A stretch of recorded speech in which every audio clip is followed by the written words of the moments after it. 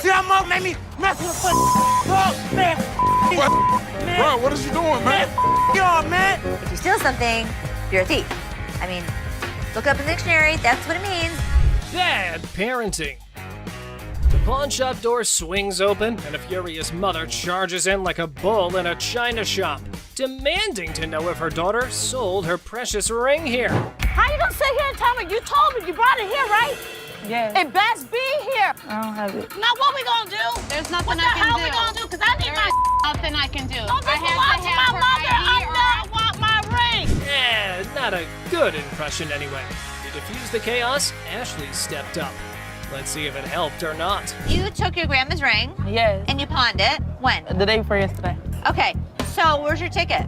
I don't have it. So let me ask you a question as a mother. Did you press charges against your daughter for being a thief? I'm not pressing no charges against my daughter. Then you can't get it No, back. no. Get a grip on yourself, Mommy. The woman just won't listen to anyone. Man, where do such people come from?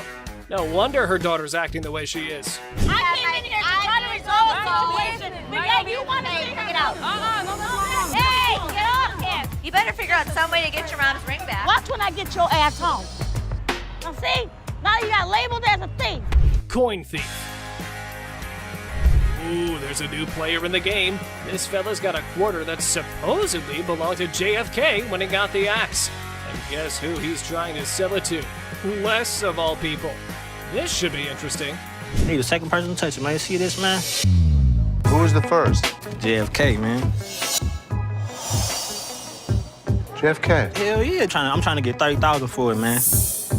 Really? Our friend here needs to know that he's trying to close a deal with the boss. Yup, the big cheese himself. You know what that means? You better have some answers ready. I don't think this guy even knows who the president is today. What year did they put Lincoln on the quarter? 67. Who's on a penny?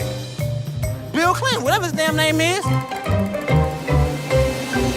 Well, he means you'll have to take your business elsewhere if you want to avoid glitter and dancing. But anyway, this punk got mad, and here's what happened next. Want to go out for the pass? Please. Man, Follow him out. Much, man. Man. Oh, you forgot to ask you. Let's go. See that mug made me mess with the foot. Oh, man. What? Bro, what is you doing, man? Yo, A young man from Dallas walks in, all proud of the watch that his grandma gave him, thinking is worth $500. But Les takes a look and points out some issues, saying it's not worth much. A man from Dallas walks in. What you got here? That's a watch my grandmother gave me. Uh-huh. And how much did you want? I'm trying to get 5. The guy's not having it. He wants to talk to someone who knows their stuff. Yeah, you see this discoloration on the side? No. Rose color metal in there, looks like copper. I see gold. But it's not gold. I wouldn't be able to take it. Can't give me nothing. Les tries to reassure him, but things go south. The guy's all frustrated, claiming his watch is worth $500, demanding to talk to the jeweler. Sorry.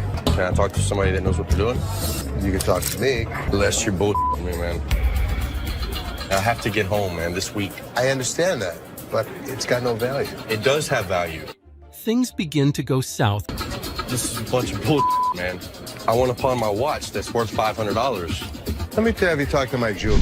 Now, when the jeweler says it's basically worthless, things get wild. The guy goes off, and before you know it, he's getting escorted outside unceremoniously. Well, this guy's been in the jewelry business all of his life. He wants a $500 loan on a watch. What can you do with him? What are we doing? Well, I wouldn't really call him names. We're not calling you any names. Outside, he's still fuming, dropping some colorful words. It's a full-blown scene at the pawn shop. The guy wants his watch back, but Les isn't having it. Nothing. Stop being a bitch. This is the worst pawn shop in the city. It's a piece of dude. Give me my mother. Man, come over here and pick this bitch up. Yo, get him here. Let's go, my man. You got Jimmy, man. Buddy, please up. Yes, sir. Yo. A customer eager to test the bike's functionality pushed to take it for a spin right inside the store. Horsepower I got? A lot. 600 cc's, my man. Seth, smelling something fishy, hesitates but agrees to check it outside. The customer, though, pushes to ride it down the road, making Seth suspicious of his motives. It's just pretty wild. I want to see what it's got. Can I get the keys? I want to see if it starts. I'm not turning it on in here, but if you want, we can take it outside. Now, it's clear that this customer might have some sketchy plans. Seth, playing it smart, doesn't let the guy take control of the bike. Hey, than a person he just met. You can't let me take the bike down the road. Now, the customer, thinking that he's all tough, brings in a friend, calling him his dog, trying to challenge Seth's authority. Let's try it out. Who's this guy? That's my dog. That's your dog? That's my dog. But guess what? Seth's got backup, Byron and the crew. Byron is known for his muscles ready to keep the peace. The customer, yeah, feeling overconfident, tries to provoke Byron, but it backfires big time. Byron takes charge and kicks him out. Understand? Why? You got somebody that's gonna stop me? Byron. Come on. Man, I don't need your dog. Come on, dog. You get over here and take care of this light work. Byron's big presence shows that loud barks don't always mean a big bite. The troublemakers learn the hard way that messing with Byron is a bad idea. Now, It don't matter where the fuck I'm from, man. You stay the out my face. That's all I can tell you. Show you whose face I'm gonna get in. This your dog, right? You get up in my face. Have a nice day. Have a nice drama in the store, and Byron's not having any of it. These mother. I guess I had a big bark and a big bite, because I pushed both of them out of the... It's time for a showdown as the customer's all worked up about his busted lounger from the shop and he wants his money back. But surprise, he didn't keep the receipt. Money back. Ab lounger I bought here, man, workout. Now, this thing obviously couldn't handle what I was doing on it, so 2 days later, it don't even work. Let's lay it out. No receipt, no refund. But this customer's not having it. He's all about the money, not interested in an exchange, and things get loud. Security's on standby. Necessary to keep the receipt. I don't have a receipt. I didn't think I needed to keep it. There's nothing I can do for you without a receipt. If you had the receipt, I could give you an exchange. I could give you something. I don't want an exchange because it's probably going to be some again. How about you just get my money and then we won't have any more problems with this. The customer keeps pushing, not caring about security or anything else. He's dead set on getting his money back, even throwing out threats. I need my money back. Not gonna do yes, anything. And like all this security great. standing around or whatever. I don't give a He's rat's not ass about that. There better be some money. When he sees security, he gets a bit jittery but doesn't back down, demanding even more backup. It's a feral showdown at the pawn shop. Reaches the point of no return. Oh, son. Come on. Come on, man. Let's go. Really? Let's go. I told you last time. We got you, buddy. Bring a couple more. Come on. We got you. Bring a Yeah. The Gold family gets hit with a shocker when they catch their own employee, Christina, in a sneaky scheme. These are walrus peni. Walrus. Penises. Why? I'm pretty sure I'm right in line with what you can find on the internet. $600 each for those, and $600 for them. There is no way I would take less than $500 for those a piece. Correct. Just wouldn't do it. Let me just go look. Two customers come in with some of the weirdest items you'll ever see on the show. Les has to take a second to understand what he's dealing with. Yeah, you're 100% right. How the hell did you know about that? Holy Bob. He's really proficient in anything that's hard. Yeah, I mean, this is it. My guy knows about these things. Right. Make us an offer. Thank you so much. Thanks for coming in. Bob is an expert on all sorts of things, including the reproductive parts of a male walrus, for some reason. The expert really saved Les a lot of money with his odd knowledge. Skull of an elephant. Really? It's very unusual. It's very unusual. How did you get it? My best friend had it, passed away, and I inherited this one. It's where the tusks were. I understand that. It came from Africa? Yeah, right. Well, I So- can promise you nobody's ever brought in an elephant skull, ever. That I can Little tell you. unique. How about 500? Nope. 500, I'll take it back. Throw it in my family room, even though my wife don't want it there. How about 12? How about 5,000. That's as low as I'm gonna go. It's definitely elephant season for Les, but will he be inclined to own this piece of an African elephant? Let me talk to my elephant expert. Africans are more expensive than the Asian ones. Africans are... So you don't really want to lug it back home, do you? No, I don't. So, 600. 700. I believe he'll put it in his own personal collection. It'll have a decent home. Here you are. Thank you. 51, 2, 3, 4, 5, 6, and 7. Thank you. Thank you. Les consults with his expert, and then he uses that advice to close down a good deal for the pawn shop. Robert Ashley, the deal expert, finds a customer with a car seat missing its base. Can Ashley make a deal, or will it turn into a funny situation? Ashley faces a funny moment. A customer wanted a Chilla scarf, but it's really just a bunny. Get ready for a wild time.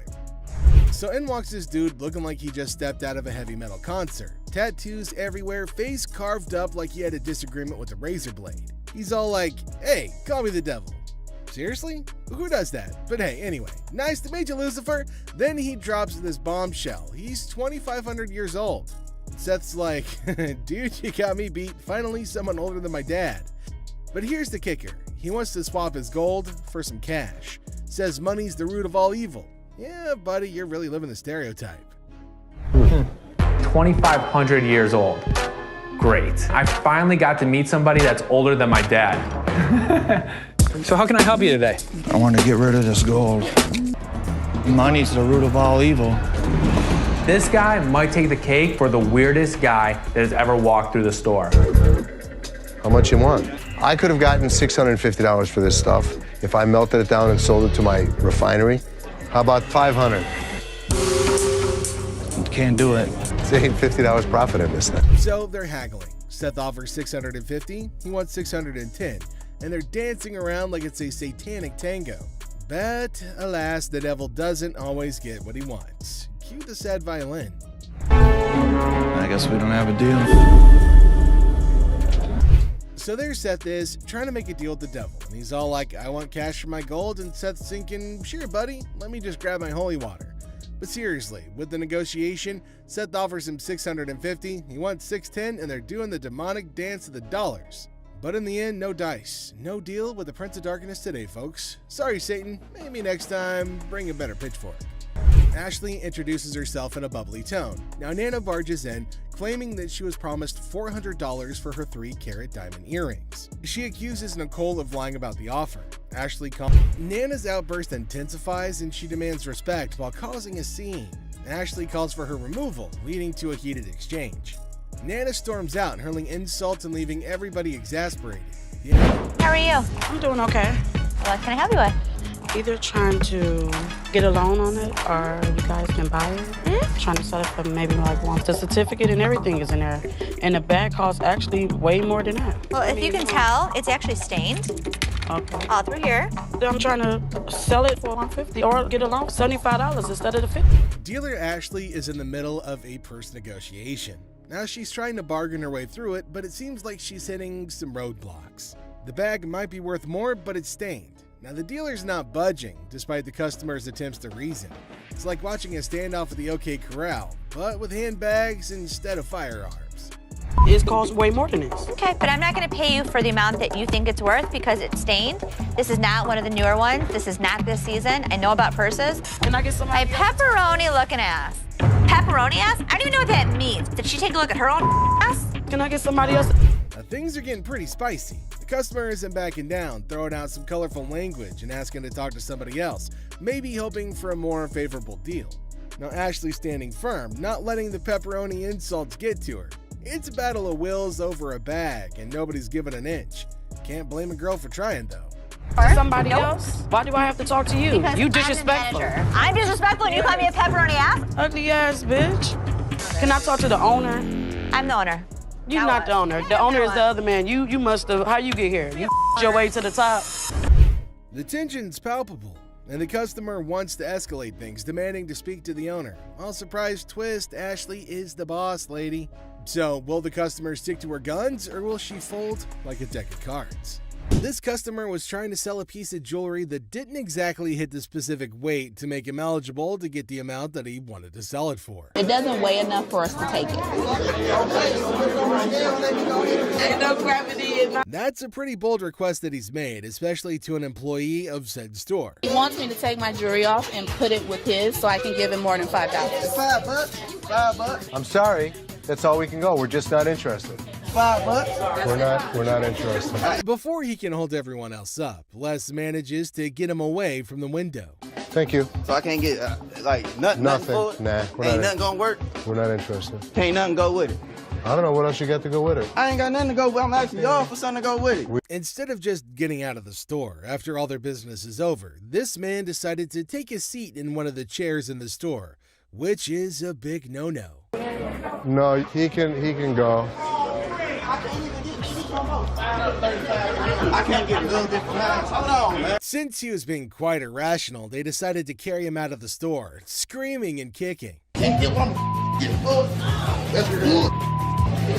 That's good. Let's go up the game, fuck. Seth is used to loud and rude customers, but this is the first time a customer tries to flirt with him. It throws Seth off balance for a second, but he proves that he's a businessman to the bone. What's your name again? I'm Seth. Oh, you cute. Yeah. Focus. Let me see your ring. Are you married? I'm good. That mean you're married? I'm good. Seth gives the woman his offer for her items, and she replies with an interesting counteroffer. Neither Seth nor Rich are willing to take up her offer, but Seth might know someone who will at least consider it. You want to taste it, Rich? I'm good. Rich, you just offered. Dude, listen, I wouldn't move in on your action. Hey, Rick. Would you suck on that pacifier for 20 bucks? Rick reluctantly rejects the earlier offer, but Seth raises the stakes and makes an offer his employee can't resist. Everyone enjoyed that, even Rick, especially Rick. I'll buy you lunch for the week.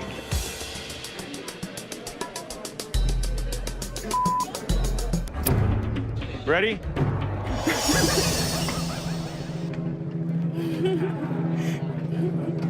Seth closes a deal with the pacifier-sucking lady, and we can all agree that he made the best of the deal in every way. Would you suck it for 20 bucks? So 300. Sure. You want to do it? Great. Thank you. For $300, she got a good deal and we got a good deal. This customer walks in with Travisky crystals. Seth has no idea what the hell these crystals are, but he knows what this woman has is not real. My grandmother gave me that ring before she passed away, and she told me that they were Travisky crystals. I'm not interested in your crystals. No, I'm not going anywhere until you give me some money for my crystals. Do you not understand English? The crystals may be fake, but not everything about this lady is fake, and she does her best to make that point to Seth. Me, personally, I'd rather buy a kyber crystal. Something that's real. Really? These right here, they're real. They're real. Can I get some money for those? Are you gonna, what? All this fake ass. You don't know no crystals when you see a mother. You. Have you ever seen a devil walk into a pawn shop? If you haven't, then you're in luck. The next customer to walk in claims that he's the overlord of hell. Seth. They call me the devil. That's some freaky there, boy, let me tell you. Yeah. Yeah, he was a devil. Sure he was. Les doesn't care if this man is a 2,000-year-old fallen angel. The pawn shop owner is going to make a deal with the devil if he can make some profit from it. How long did it take you to get all these tattoos?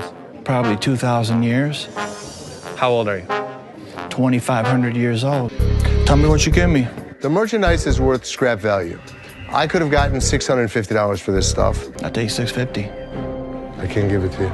Sorry. Two old men come into the store looking to sell a computer that could go for a lot of money, if they sold it in 1997. We need some money. We're going to out west. We killed all the deer in Michigan, so we got to go out for bigger and better stuff. Most people don't get that aggravated when they bring in, like, ancient artifacts. Yeah, people collect these. Oh, they're antiques now. Both men don't want to leave without any money, but one look at security changes their mind. But that doesn't stop them from stringing along a list of profanities at Les and Seth. 0. How many times do I need to tell you? We're not interested in. Leave the store. I'm not taking it. Have a good day. Usually things calm down once the noisy customers are thrown out, but this time it gets even more chaotic. We're even treated to an unexpected showdown.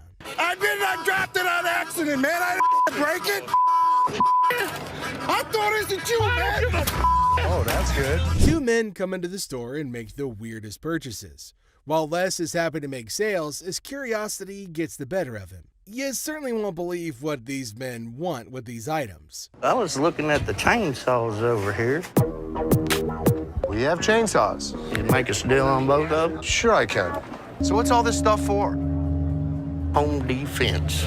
What? Is that what The you're putting onto zombie your yard? apocalypse is coming. Where other people see weird men, Les sees dollar bills. The veteran pawn shop owner goes into full salesman mode and makes even more profit from the hardcore zombie killers. Zombie apocalypse? But you know what? As long as they were buying, I'll listen to any bull they have to throw at me. Thank you very much. I'll have my guys write you up. I think we got a pretty good zombie kit today. Got us some chainsaws. You know what, Rich? You, get out of the store. Thank you. Seriously? You just came right in the middle of my sale like that? We sold it, right? Right. That's what matters. Yes, it does. I cannot wait till Uncle Les comes back. Well, ask one more time. Did you say get out of my way, you bitch? It's been brought to my attention that you have told Linda to get away from me, you bitch. Prove it. I ain't did nothing. Les is pissed with the gutsy move Tony pulled when he refuses to speak the truth, asking for proof instead. Tell me the truth. I did nothing but sold it, coke to a customer of mine. Les tries to make Tony confess by taking what he considers a softer approach. Tell me the truth and you'll be okay. It don't matter. I'm gonna lose anyway. It's different to me. Whatever y'all gonna do, man. What kind of attitude you got with me? It ain't you. Come on, man. You know what I'm going through out here. You know what she's doing on purpose. Do I give a as long as you make the sales? I make the sale. After trying one last time, Les manages to get a confession out of Tony. Well, ask one more time. Did you say get out of my way, you bitch? I told you to be a long bitch. Get the real line. Since he confirmed he did violate the rules, Tony bags himself a suspension. All right. See you Saturday. Maybe. Although he successfully delivered punishment to Tony, Les failed as a boss when he refused to try to know what could have led to the issue. How many chances can I give this guy? Ashley, how many chances can I give you? Me? You! Seth calls in Ashley, Seth, and Karen over to his office to go over the results he got from their mystery shopper. While making rounds through the shop, Les finds out Rich wasn't in his post. Where the hell is he? Rich! Seeing that Rich had left the business in a bid for pleasure, Les calls him over for a chat in his office. I'm looking for you in layaway. Where the hell are you? I gotta sit in layaway all day long and just wait for something to happen? I needed to take care of something that was out on the floor. Les threatens to fire Rich, who had been a loyal employee at the shop for over 20 years. It arrives, and bam! A pirate ship vehicle pulls up. Believe it or not, folks, pirate ships are real. How cool is that? Shiver me timbers. Let's dig into more detail. Buck's mischievous grin invited the pawn shop guy to inspect his street-legal pirate ship, leaving him in disbelief at the ship rolling on the road. Chumley, intrigued, joined Buck for a spin, both eagerly anticipating Rick's mysterious response. Buck, bursting with enthusiasm, showcased every detail, building suspense for Rick's impending reaction, creating a thrilling wait. Woo! I'm on a boat! What's up, ladies? As we explore the boat's details, prepare to be mesmerized.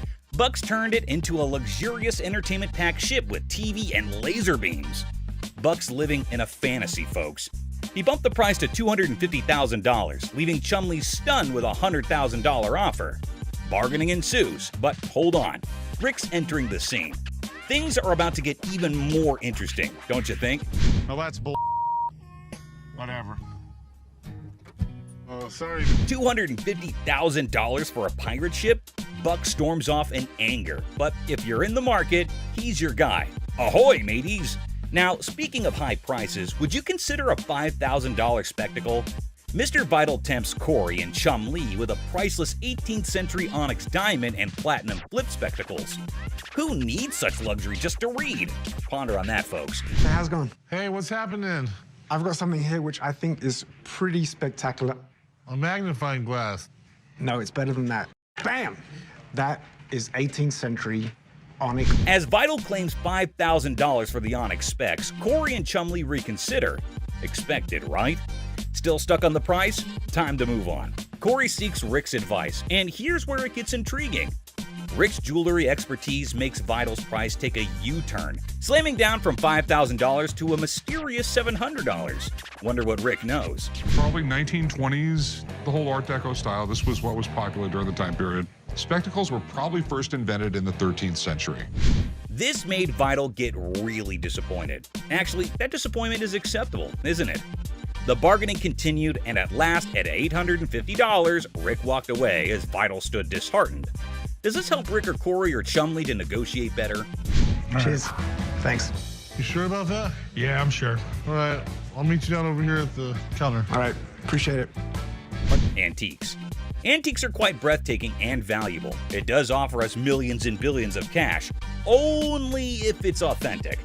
Let's meet a guy who tries to sell a fake 1888 Perseus and Pegasus statue by Emily Pacall. Who isn't fascinated by the great Greek mythology? The fables and morals are indeed captivating. One morning, a gentleman approaches Rick with an 1888 Perseus and Pegasus statue by Emily Pacall. Rick is astounded in seeing that artifact and claimed that if that's an original, it is indeed worth thousands. Wow, can you imagine, folks? One day you have a valuable artifact, the next second you have an I'm rich kind of moment. Something worth imagining, right guys? How you doing, gentlemen? Oh, pretty good. I have a bronze statue I'd like to sell. Do you know much about it? I don't know what to tell you about that. The man listens patiently to Rick's captivating mythology theories and facts. Moments of calmness pass, but then the atmosphere shifts. Rick drops a bombshell. The artifact isn't an original, but a recast.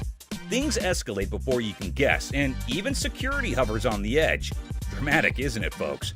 1930s, died around 1915. He did a lot of mythological stuff.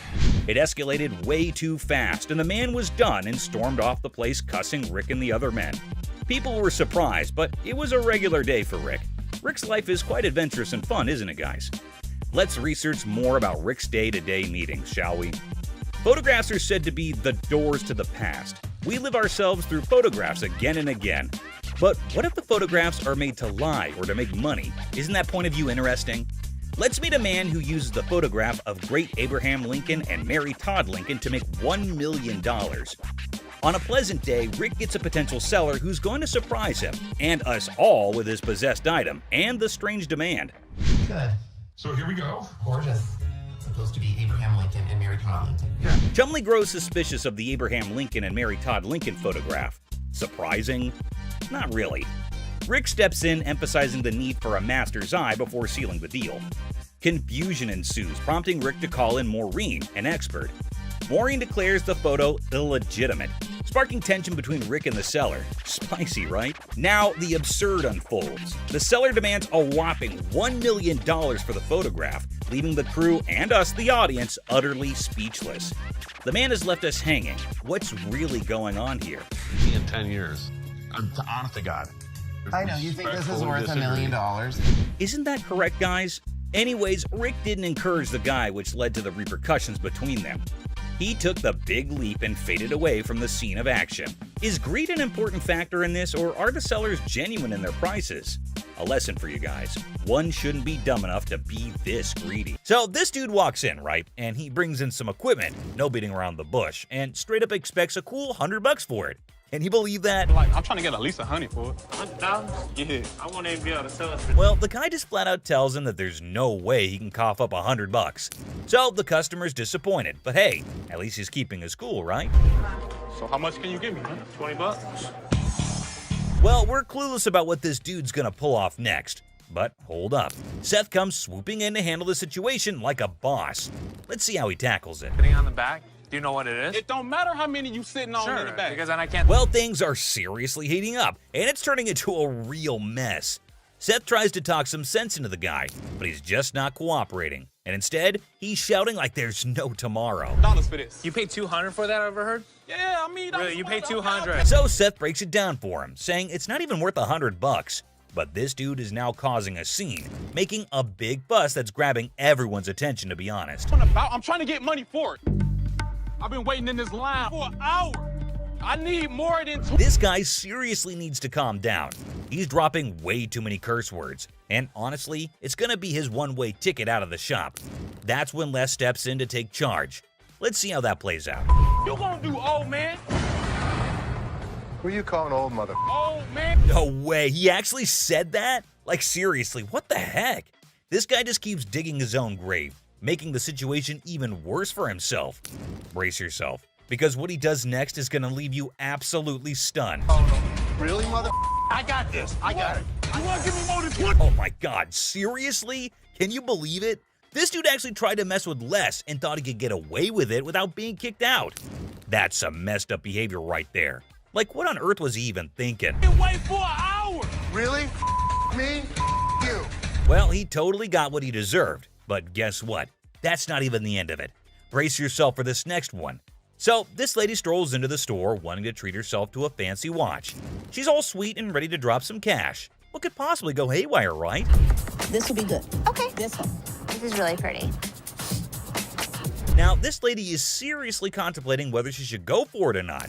So, what's your take on it, guys? You think she'll end up taking it or not? That's really pretty. It's really pretty. Good on you. That was 100. 100. Okay. She went for it. Well, everything's going pretty darn smooth so far. I don't want to jinx it, though, so let's just wait and see what unfolds next. Here. No. What is this? It's a $100 gift card. $100 gift card? Hold up. Is that for real? She whips out a gift card with all this confidence, and hey, is that some kind of new payment method now? Ashley looks totally baffled by this turn of events. Not a gift cards. What would you call it? It These says are preferred customer. Right. Man, this lady is already super worked up the moment Ashley spills the beans that it's not a gift card. And she goes on to explain the situation. Talk about major agitation right off the bat. It allows you discounts on the sales floor. You can't swipe this card and apply. This lady is seriously caught off guard and maybe just can't handle the fact that it's not a gift card. And well, she's getting a bit too aggressive, folks. You know, the kind that usually gets shown the door and tossed out of the shop. Turn around and swipe it, okay? There's no swiper on this. So you telling me I'm I gotta say, this lady is giving me some major secondhand embarrassment. I mean, it's crystal clear that the card cannot be swiped. Like, come on, that's basic common sense. But no, this woman just kept on making a complete fool out of herself. I don't understand up in here, okay? But what is she gonna swipe? Hold on one second, let me explain this to her. Man, the way this woman is yelling, it won't be long before she gets the boot from the pawn shop. This customer is completely unreasonable, dude. But hey, props to Ashley for still trying to explain things calmly and patiently. Where do you see a swipe thing on this? Do you see a Someone needs to rein in this woman because the way she's throwing a fit over a gift card is seriously ridiculous. I mean, does she not even realize how foolish she looks? Just look at her, still going on and making an absolute spectacle of herself. Somebody want to buy a preferred gift card? There's not $100 on it. There's not. Man, people can really lose it sometimes. It's wild. And last but not least, we get this other dude who goes absolutely bonkers. But here's the kicker. It's not about something he wants to buy or pawn. Now, you might be wondering, what on earth set him off then? Well, keep watching to find out. Hey, how you doing? I'm here to buy an engagement ring. So, no kidding, this guy is actually here to buy an engagement ring. Whoa, that's some exciting news, isn't it? Les coolly presents a selection of engagement rings, and you'd think everything would go smoothly, right? Well, except for the blaring car horns outside, because of course, nothing can be too easy. Oh, damn, so that's the reason for all the honking? There's a massive truck just sitting smack in the middle of the parking lot. Now, take a wild guess. Whose truck do you think that might be?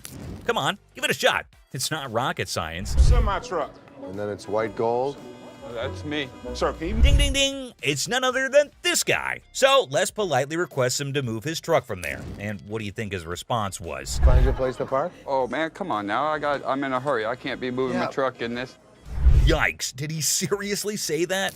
I mean, how do some people not have basic common sense? Did he genuinely think he was doing the right thing? Les is clearly not putting up with it, and you could totally see that. You don't have an option. You have to move your truck. I'll be more than happy to show you. Can you believe this guy had the nerve to straight up say no? Well, let me tell you, things are about to take a turn for the worse for him. But just when he thought he couldn't dig himself any deeper, he goes ahead and proves you wrong. Why are you so rude? I'm not moving the damn truck. Byron, take over. Well, obviously he's about to get kicked out, and trust me, you gotta watch this. It's absolutely hilarious. Move the truck. Come on, man. That's wrong, bro. Next time, parking on the freeway. This This dude should be totally embarrassed about his behavior. And oh boy, he didn't stop there. He just kept on going. And the last straw was this. Move your truck! These two guys roll up to the pawn shop claiming they got hustled out of their laptops and dropping hints that a shop employee might be in on it. Tough back. There's two guys out here that are saying they were scammed out of their laptops. Les, the big boss, gets called in to handle this mess. As the duo spills their story, turns out they handed their laptops to some lady outside the shop, lured in by the promise of cash and laptop return. Tell me. She pawned 2 of our laptops, and she told us she was gonna give us the money and the laptops back because she knew somebody. Les is legit shocked. These guys expecting help after a sketchy deal? Nah, no way. You can see it on his face.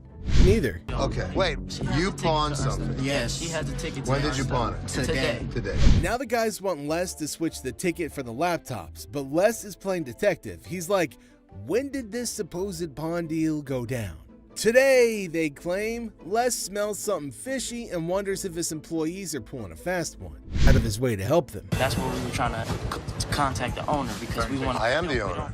I was just trying to switch the ticket so she can't have them. Can, it's in her name. Legally, Les says the laptops belong to the lady. He can't just hand them over.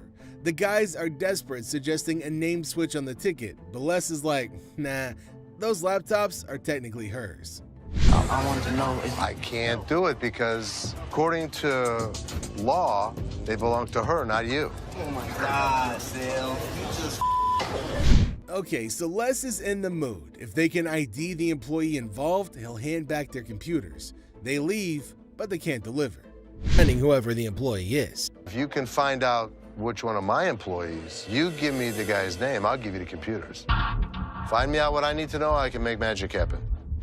Les, a pawn shop pro, suggests they hit up the cops and file a report.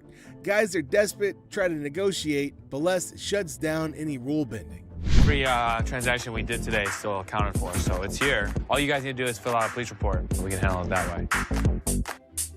Les shuts down any notion of bending the rules, highlighting that their laptops belong to the lady. Anyway, I can just switch the name. No, because they're in her name. They technically belong to her. And they don't belong to her. Les makes it clear they're not getting their stuff back without paying for it. If any of that. Inside job, and once we figured out, we came back and trying to tell you. No, that's not the way it went. That's not the way it went. The way it went was, you pawn your laptops to this pawn shop. Les drops the truth bomb. No laptops without paying. It's a lesson on greed. Here's the way it works. Nobody gets out of pawn without paying for it, and nothing goes out the back door. The boy still thought, hold up. So this dude walks into the shop all chill, just looking for some help with the table. But out of nowhere, he switches to R-rated mode, throwing around some colorful language. Let me lay on this mother. This is a sex table? Damn, I'll get some on this mother boy. Come on, Ashley, man. Les isn't having any of it. Bitch, that's what I've been screaming for. Come here. Get your ass over and shut up. He's like, Ashley, we need backup. Shut this down. Now it's getting wild. Dude is on a bed. There's commotion. It's like a party, but not the good kind. Get kicked in the face? Look, let me ask you something. No, you be quiet. Look, come this way, baby. If you let me, I'll be slapping that ass. Les steps in and drops the truth bomb. We're not turning this place into a free-for-all. But hold on, he's not just playing referee. There's the threat of a face kick. Yikes. Really? We don't think so? You don't disrespect my daughter-in-law? Les isn't messing around. He tells the customer to get off the bed, making it crystal clear, don't mess with my family. It's family. I'll tear that up, boy. I'll tear that up. Tear that out of here. Understand that? Don't. The customer throws out an apology, but man, what a scene, right? Put back in. I'm sorry, man. Don't put back in. I'm sorry, Les. I'm sorry, man. This guy, Mark Hollingsworth, waltzes into the shop with a kind of sketchy idea. He's all like, I own this company dealing with watches, cars, and parking problems. But trust me, his sales pitch is as smooth as sandpaper. Yes, Mark Hollingsworth. Mark Hollingsworth. Do you have a company that does any of your, watches your lot or anything like that, takes any of the cars out? We do.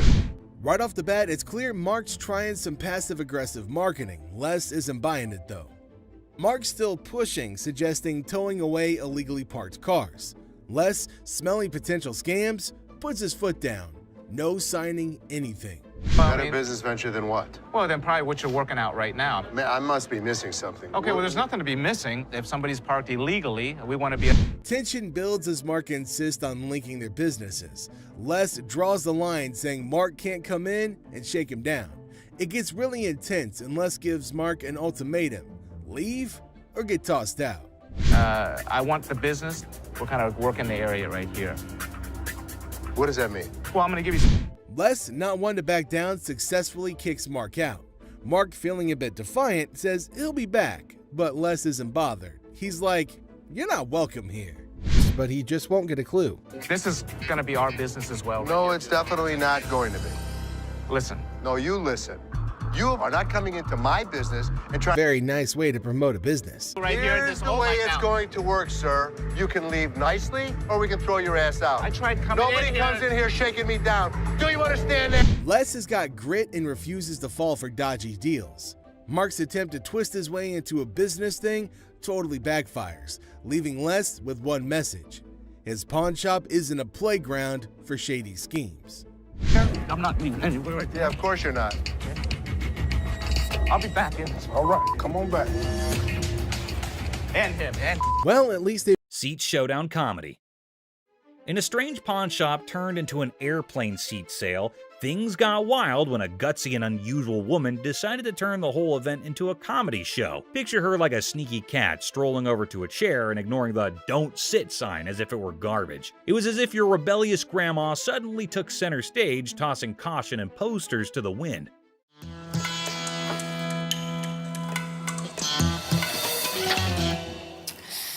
Then in comes the lady running the shop, armed with politeness and a simple request for the lady to give up the seat. Little did she know she was about to get into a funny showdown with our cool and calm customer. The woman, looking super confident and mischievous, said, "Just let me be," treating the chair like her personal throne. Okay, these are for sale. We don't have like a trial and error. Okay, well, I'm not trying to buy them. I'm just trying to try them out. As if that was not funny enough, the secret guards jumped into the blend. The shopkeeper, determined to bring order back, tried nicely to get the bold woman out of her comfy spot. But our fearless main character was not having it, bravely declaring, "You cannot make me move." And what you can do is leave me the alone. Okay. Yeah. Then comes the guard trying to lift her off the seat. Suddenly, there's a big scene. The woman, now a pro at making a show, indicted the guard of bothering her and indeed threw in the surprise of claiming it was sexual harassment. The pawn shop turned into a stage for a solo performance, with our main character making up the script on the spot. No, thank you. No, you can get your hand off. Get your hands off of me. Get your hands off. But the comedy did not stop there. Wanting to leave with a bang, our leading lady dramatically fell to the bottom, blaming the confused guard for pushing her. The shop, once a place for buying and selling, turned into a theater for a funny play where reality and silliness conflicted in the most hilarious way. Girl, You pushed me. What? Did I touch you? And just like that, the woman in the pawn shop left everyone. Guard, shopkeeper, and onlookers scratching their heads, wondering if they had just witnessed the craziest pawn shop show ever. I'm not going anywhere. Do whatever you want. And we can have a staring contest. Joe Sofa Saga. In a pawn shop full of weird and wonderful things, a guy named Joe was on a mission for the perfect SETI. The man was on a tight budget, but his bullishness was as high as his hopes of chancing a hidden treasure among the fine furniture. Well, here's the deal. I just moved from New Jersey. My wife and I. We just bought a house, and she sent me here. She said, "See what you can pick up." Perfect. Let's find some. He spotted a couch that looked like it had been through a lot. The man with a hopeful look asked the shopkeeper if they could clean it before he bought it. Little did the man know, this couch had a history. Spills, stains, and all sorts of weird stuff. The shopkeeper, trying not to burst into laughter, convinced the man it was a great deal without mentioning the hidden surprises. So inexpensive, right? Really? Yeah. I gotta tell you, man, that's nasty. Not giving up, the man confidently sat on the couch, comparing the dirt on it to his shoes. I'll tell you what, my shoes are cleaner than this couch. Then don't buy it. With a serious face, he said, "I'm pretty sure my shoes are cleaner than this thing." He even tried to make a deal, $200 for the not-so-great couch. $397.77. Really? Well, I only got $200. It was a deal only Joe could find reasonable in the world of craziness. The real laughter started when this man, without thinking much, joked that if the couch were the shopkeeper's daughter, she must be a nasty one. The line between funny and awkward was getting blurry. We had a reupholster and I gave it to Ashley. Is that right? Yeah. Is that your daughter? That's my daughter. She must be nasty, too. Out of the blue, a guard, called in by the offended shopkeeper, rushed in like a superhero. Joe was lifted off the couch and thrown out of the store, leaving everyone laughing. Yeah. Walk out. Walk out, my man. The pawn shop adventure had ended, but the story of Joe and the not-so-clean couch was sure to be a tale told with giggles and grins for years to come. Yes, sir. Someplace else. That's the dirty D right there, baby. Comic pawn shop confrontation. Okay, a man is coming towards the shop. Wait, what? Is he coming to have something from the pawn shop? The man asking about her daughter means how creepy it is. Hello. I need to pick up some stuff for my daughter. Is it in pawn? Yes, ma'am. Laughter begins. Everyone around is intrigued to know what had happened to this man. Oh, another man entered into the argument.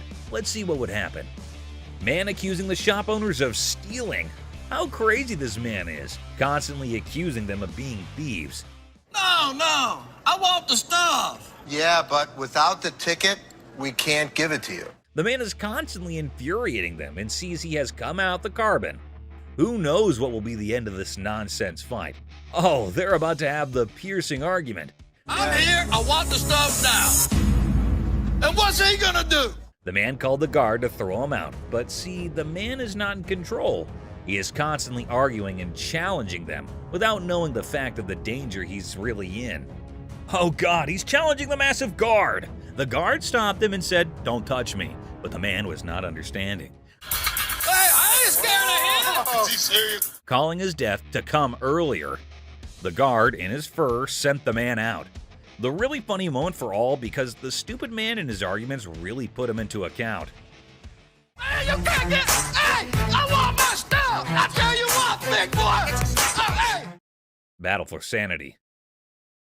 Well, folks, take a look at the pawn shop's front yard. It's like a bustling highway out there. The crowd has formed a lane longer than my grandma's stories. And guess what? The sanity levels are off the charts. It's like a contest for who can stay the sanest. Now, hold your horses because here comes the geniuses. These folks are more interested in the pawn shop than a cat in a laser light show. No, he's from California. Look at all these idiots. They've gathered like it's the grand opening of the Pawn Shop Olympics. What's the big attraction, you ask? Maybe they're expecting a magic show, or perhaps the pawn shop secretly giving away free wisdom. Or, here's a wild thought, they're gearing up for a full-scale aggression mission against the poor souls inside. Watch out, world, we've got a pawn shop revolution on our hands. Stay tuned and remember, in the pawn shop chaos, sanity reigns supreme. Good luck, brave souls.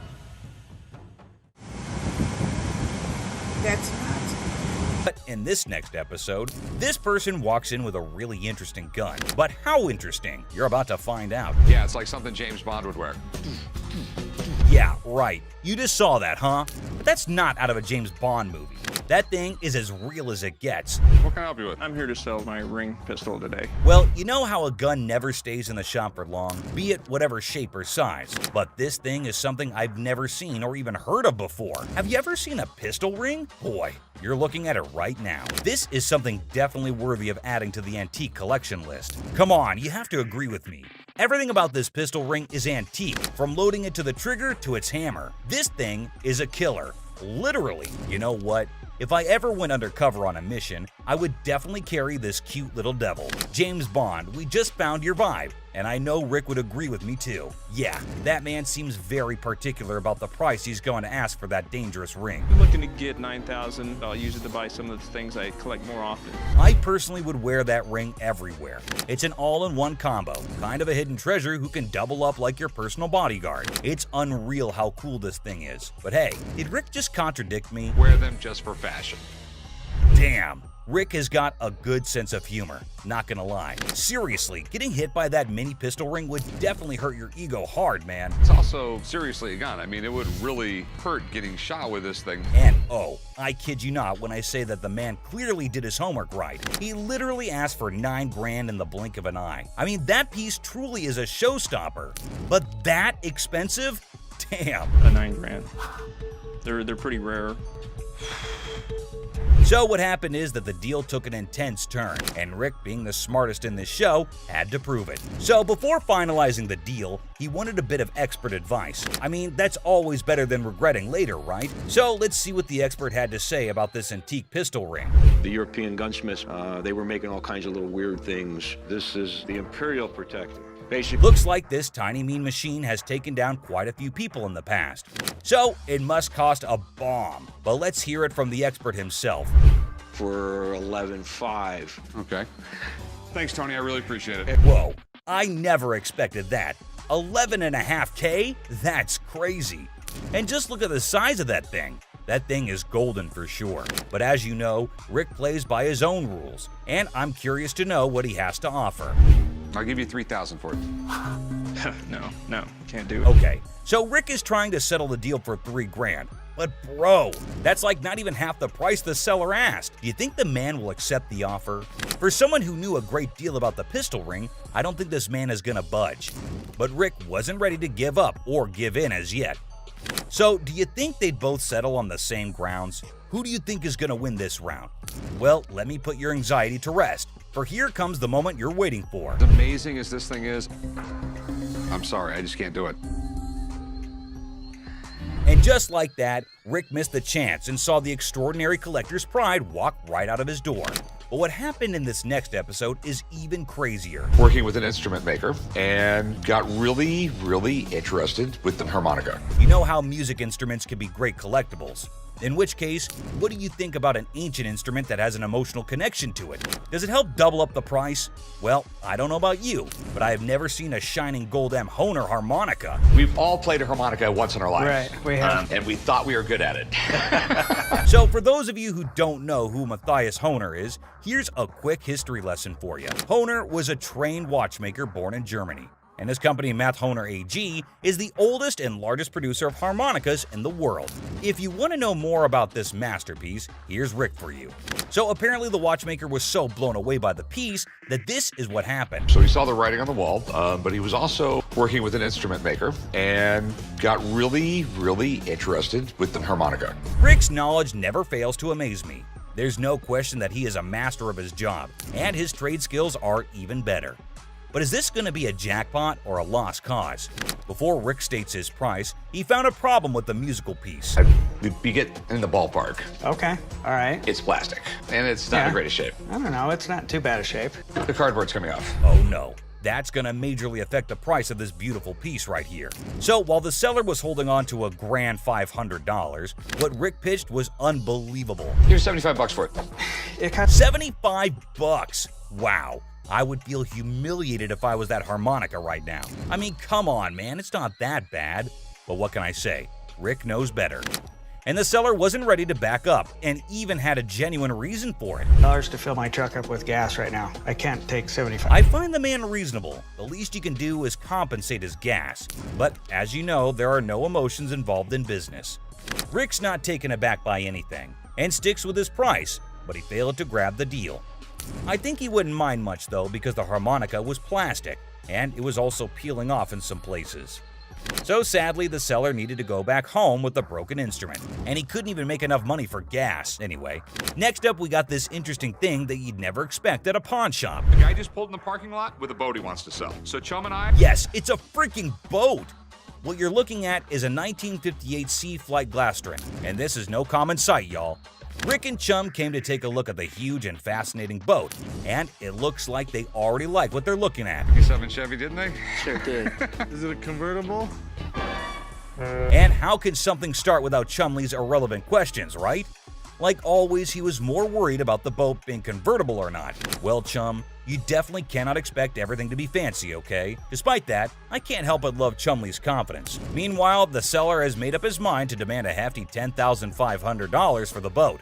Let's hope he can make just as much from the master of negotiation. And this time, the item in question was a timeless beauty, created in 1958, standing tall, defying the effects of time. Whoever maintained it surely did it with the utmost care and dedication. Great work right there, but I think someone is already getting busy coming up with the numbers. It looks just like the 57 Chevy I got for the old man's birthday. It's definitely tempting because Rick's already deciding how he was going to pitch this look-alike a 57 Chevy. this Glastron boat is awesome, but boats are tough to sell, so it has to be a home. Like he already said, boats are money pits. I mean, nobody would want to keep this huge boat in their homes as an antique. Quite rare, as the word suggests itself. But this seller is definitely giving Rick tough competition. With all that USP knowledge he was throwing about, he came in here ready to face the pawnbroking world. Do you know why? Because it was a little 17-foot boat. No, because it was fiberglass. No more wood boats. Wood boats were moving out. But what happened next was totally unexpected. 10-5. In an unexpected turn, the owner of the boat bravely revealed a startling price tag, $10,500. Wow, that's crazy. What do you think Rick is gonna do? Will he buy it or break it? I don't even want to make you an offer. There's too much work that's got to be done for me to make anything. Did you see that? Rick didn't even make an attempt to convince the donor to accept a lesser price. But that's exactly what the show is all about, expecting the unexpected. But you cannot miss this museum piece that just made its entry. Refrigerator. Well, well, well, guess what we stumbled upon? A person. Yeah, a real-life human being lurking inside a refrigerator. Now that's one way to stay cool in a store. What the are you doing? I was checking out this refrigerator. I've heard of this situation happening before. People hiding in trunks, in suitcases, in cabinets. They wait until the store closes and then they rob the place. Our fella takes refrigerator admiration to the next level by boldly sitting inside. Talk about being a big Ice Age fan, huh? Just cut to the chase, man. You gonna buy it? I was thinking about buying it. Don't you normally check it out by looking at it, not testing it out? Sometimes. What are we gonna do, rob us? This mother is not getting away with it. Not here. Get ready, everyone. An exciting scene unfolded when the store owners confronted a potential thief. What an electrifying clash we're about to witness. Come on, man. You kind of remind me of like a crackhead Snoop Doggy Dogg. Tell you right now, you take another step, it's gonna be your last step walking. Were you gonna stay in there all night, come out in the night? What if this guy is part of a bigger team? I'm worried. I need to figure out a solution and talk to my dad. Fake diamonds. This thrilling episode of Hardcore Pawn features a woman claiming her niece gifted her some earrings from their store. Oh, let the drama begin. So there's two problems here. The first problem, you don't have the receipt. Second of all, No cash. on the receipt it says no cash refund. One more problem that's really key to this whole thing. These are fake. Everything got off to quite a normal start until the lady customer was asked about the receipt. Yeah, apparently she was looking for a pass on that. Talk about being delusional. Two options. You pick whichever option you want. You can leave. No, I ain't going no where. Second option What? is you can get the receipt and then Ain't no can you finish receipt. listening? It ain't no Can you receipt. finish listening? No. I think it's time to leave. I'm not going nowhere. It was like a verbal storm. As far as her reaction goes, well, let's just say it was quite the showstopper. Let's see how Ashley handled the situation. This is Joe. How you He's doing, gonna show you to the front door. Wait a minute now. Get your hands off. I guess Don't you'll mind. I'll be back. I'll be back. See you then. Little ass baby, you need to go get fed right quick. Welcome back to our channel, guys. I need my money. What you so mad for? Go ahead. Man, they took my money, man. Today, we've got a wild ride for you on Hardcore Pawn with some idiots.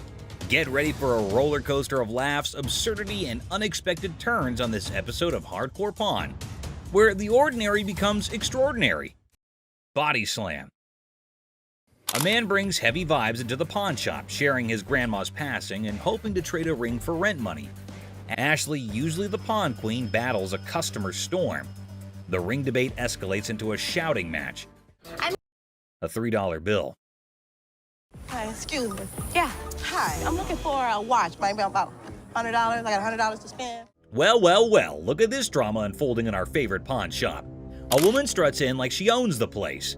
The owner, trying to impress her, showcases some bling, and she's all ears. It's like a weird dance of possessions. That's really pretty. It's really Looks pretty. good on you. That was 100. 100. I'll take it. Okay. Things are heating up. The woman, feeling all high and mighty, wants the pricey watch. Negotiations are on, and after some back and forth, she says yes. Cash time, right? Wrong. Now we add tax on that. It's gonna be 106. All right. Here. Hold up, the plot twist is here. She pulls out a gift card worth $100 and thinks she's the queen of the Pawn Palace. The owner's face? Priceless. She's like, lady, are you serious? These are not our gift cards. What would you call it? It These says are preferred customer. No, snap. The owner ain't buying it. He accuses the gift card of being faker than a $3 bill. Trauma alert. The woman's in denial, insisting it's legit. This is better than a soap opera. Fly $100 on it. That is not our gift card.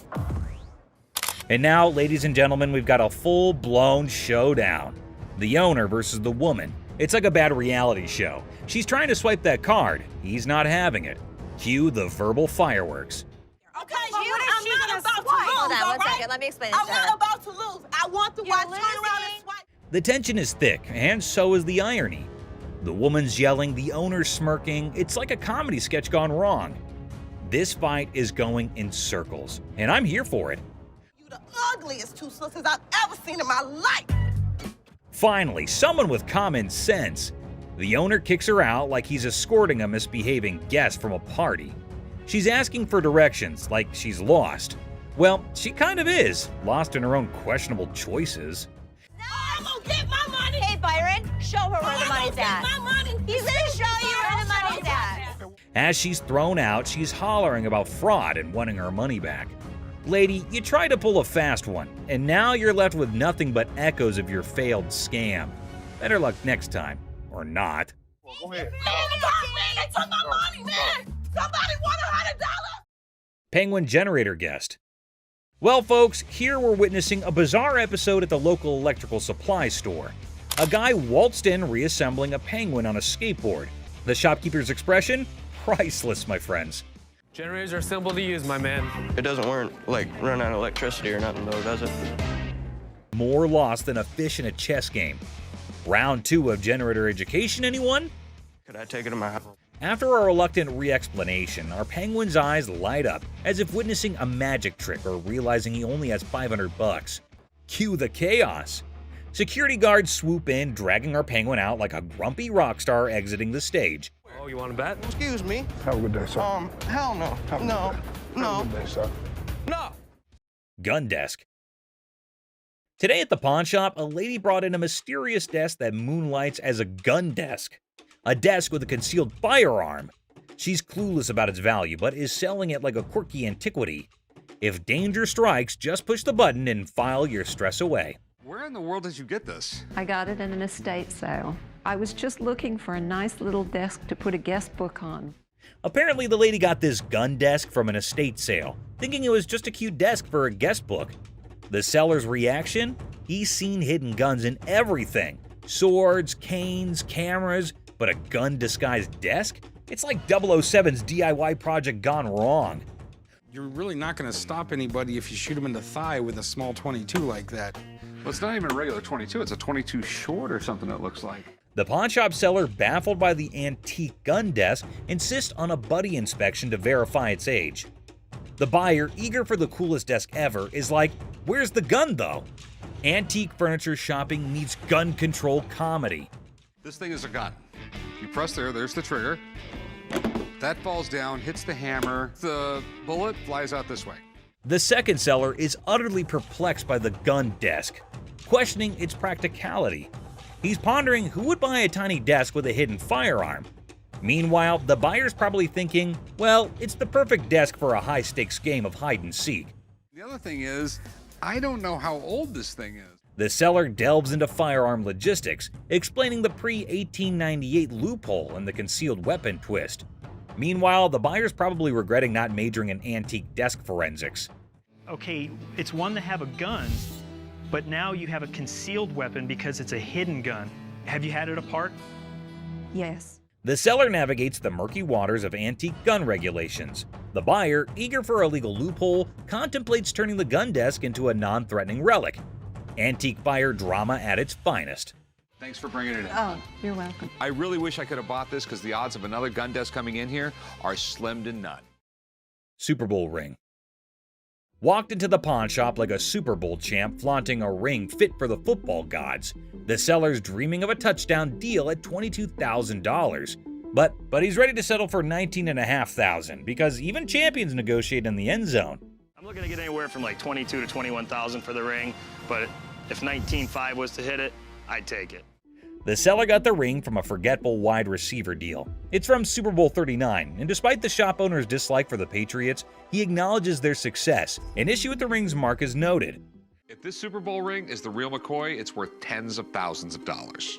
But a hand-engraved manufacturer's mark just doesn't seem right to me.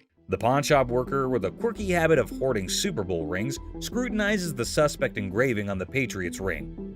The seller's mid-20s price tag meets skepticism as the shop owner delays, realizing this ring's authenticity quest might need more detective work than expected. I'm gonna have to get somebody in here because it just doesn't look right. I want to do a little bit more research, so we'll get this thing figured out. The seller's nervous about the big bucks, defending the ring's authenticity with player credibility. The pawn shop worker, still skeptical, calls in an expert, and in walks Jeremy, the ring detective, ready for some bling investigation. Now, rings that are given to players are far more valuable than if they're given to a front office staff member or something.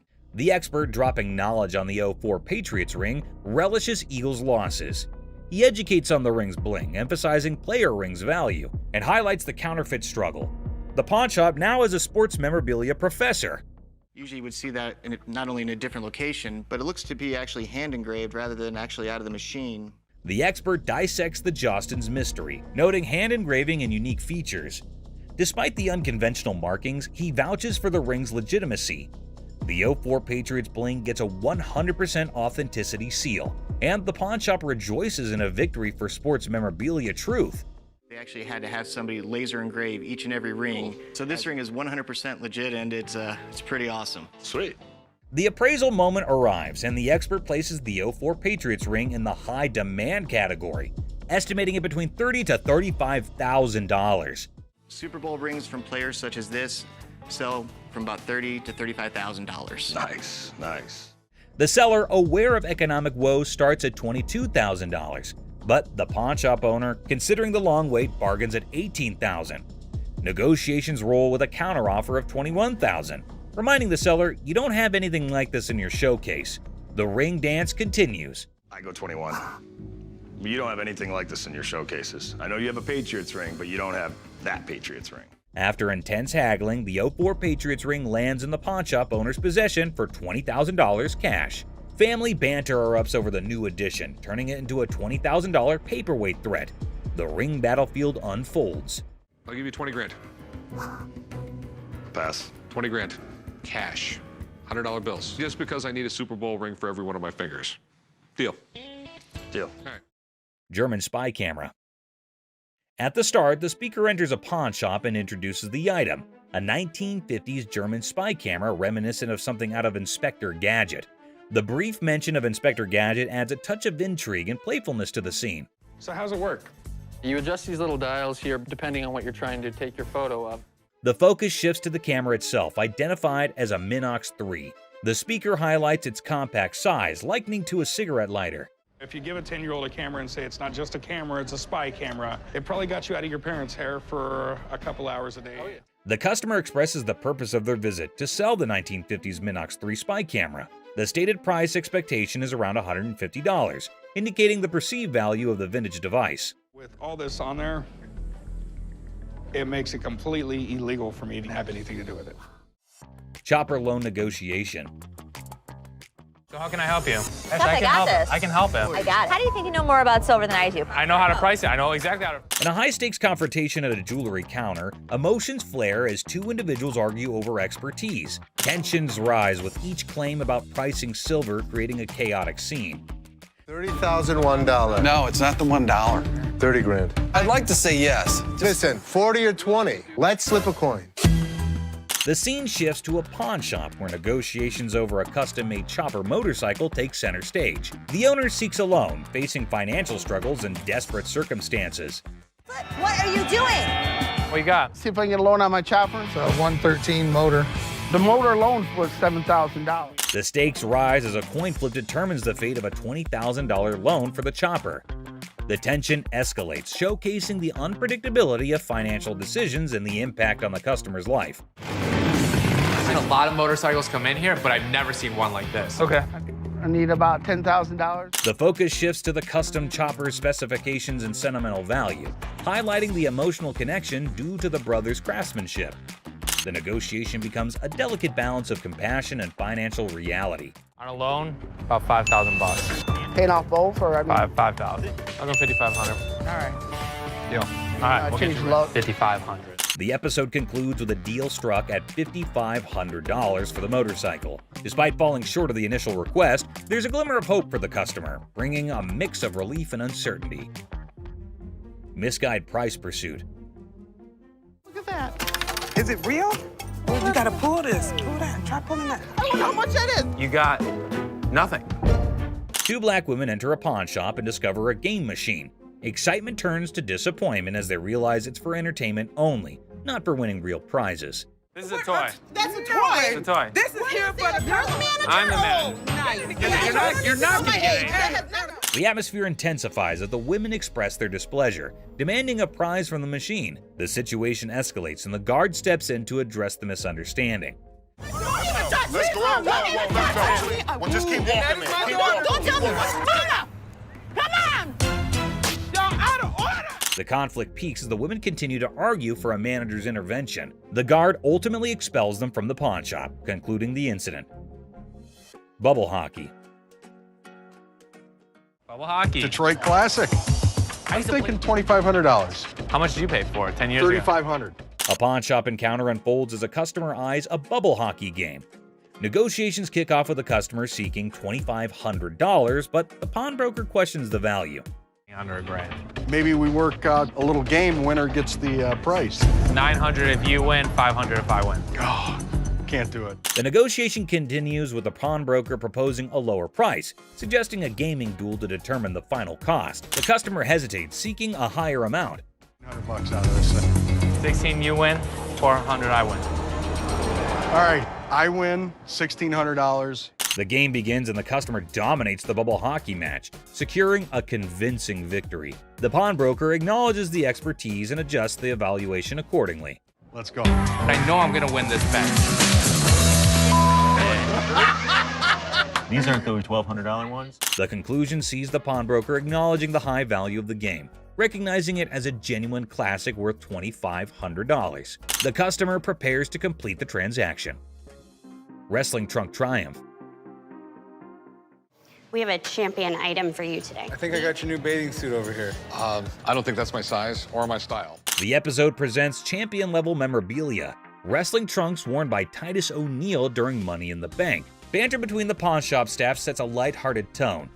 Well, these are wrestling trunks. Okay, are they worth anything? So where did you guys get these? From a buddy of mine shortly after the show.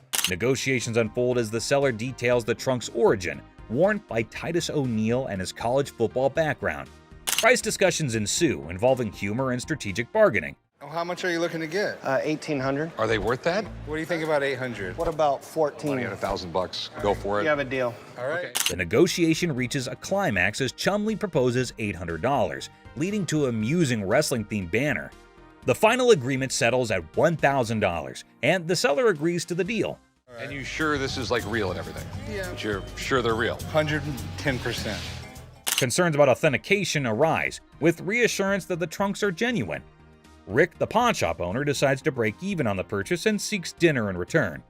I'm gonna go look at stuff I understand. I thought you might want to put this back in your collection. Absolutely. It was my first WWE Championship match, and I won the Tag Team Championship. Titus O'Neil makes a surprise entrance at the restaurant, sharing the backstory of the trunks and their historical significance. The emotional reunion adds a personal touch to the transaction. We bought them for $1,000, so if you just let me break even and give me dinner, I'm good. Got me a little black bag and everything. Look at that. The episode concludes with Titus O'Neil expressing gratitude, and the pawn shop staff excitedly anticipates dinner. The atmosphere remains lighthearted, emphasizing the unique experiences of the pawn shop. Gunfire and negotiation. And it was handed through the generations to me. What are you trying to get out of it? I'm looking for $50K. 50,000. 50,000. Corey introduces Alex to Craig, who has a fascinating antique wheel lock gun. The guys are amazed by its rarity and history, and Alex is about to share some cool facts. Man, this is stunning. Dating from about 1600s. I've never seen anything like it before, but he's asking $50,000. Alex dives into the history of the wheel lock, revealing it's a German-made firearm from the 1600s. Craig is nervously considering a $50,000 price tag. Alex suggests a test at the range. Yeah, this is special. I love this wheel lock. And you still want 50 grand for it? Absolutely. After research, Alex discovers that the gun belonged to a Prince Archbishop's personal guard. The guys head to the range for a nerve-wracking but successful test, and Craig's asking price is discussed. Nice! What do you think it's worth now? I think it's $40,000. In a quirky twist, Corey notices devil emoji targets for a gun designed to protect a Prince Archbishop. The gun fires impressively, and Alex estimates its value at $40,000. Not as easily as I could do 30. I would go 32.5. We'll lose it over that. We'll do 32.5. The negotiation begins with Corey expressing admiration for the unique gun. After some back and forth, they settle on $32,500, striking a deal for the exceptional wheel lock gun. Churchill letter. A historical dealer brings a Winston Churchill letter to the pawn shop. The seller's writing? Not so great. But hey, it's Churchill, and the drama begins. I have a Winston S. Churchill typed letter signed. Okay. A quirky twist. Churchill wrote to a food writer about a paperweight from Benjamin Disraeli. The pawn shop team dives into the historical circus, paperweights and all. Enter Steve, the expert, unraveling the mystery of Churchill's signature. The magnification saga begins, complete with ink flow discussions and hilarious attempts to decipher the genius's handwriting. A surprise appearance by a 1968 Jack Kevorkian Volkswagen van shakes things up. The chopper deal is done, but now Churchill's letter gets a comedic price tag dance. Negotiations, magnifications, and laughs galore. The thing I do like about this is it's got the writing on it, and I would put the value at the high end of that scope, so probably about $1,500. The final act, the pawn shop owner, a smooth talker, bargains down to $1,200. The deals are sealed and everyone heads off with laughs, paperweights, and probably a newfound appreciation for historical handwriting challenges. I think $1,200 sounds good. All right, it's a deal. Thank you, Mr. Harrison. Meet you right over there. We'll do some paperwork. Goofball. Our tale kicks off with a grinning goofball strutting into a watch shop, exuding joy like he just hit the jackpot. His guest snagged the ultimate timepiece. The shop's proprietor, eyes sparkling with mischief, unveils a watch that could outshine Big Ben.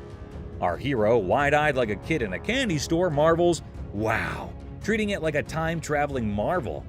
But oh snap, it's tagged at a hefty $75. Cold, hard cash, not Monopoly money. Undeterred, our bold hero eyeballs another watch, a jaw-dropping $599. His face? Priceless shock. Unfazed, he blurts, "Yes, I want it!" Then comes the knee slapper. He pulls out a crumbled $2 bill. The shopkeeper holds back laughter, educates him. "That's $2,000, sir." It's a $2 bill. Okay, and it's worth $2,000. You can practically see the gears in the guy's noggin spinning, desperately seeking a way out. "Anyone up for a cash exchange?" he suggests, madness twinkling in his eyes.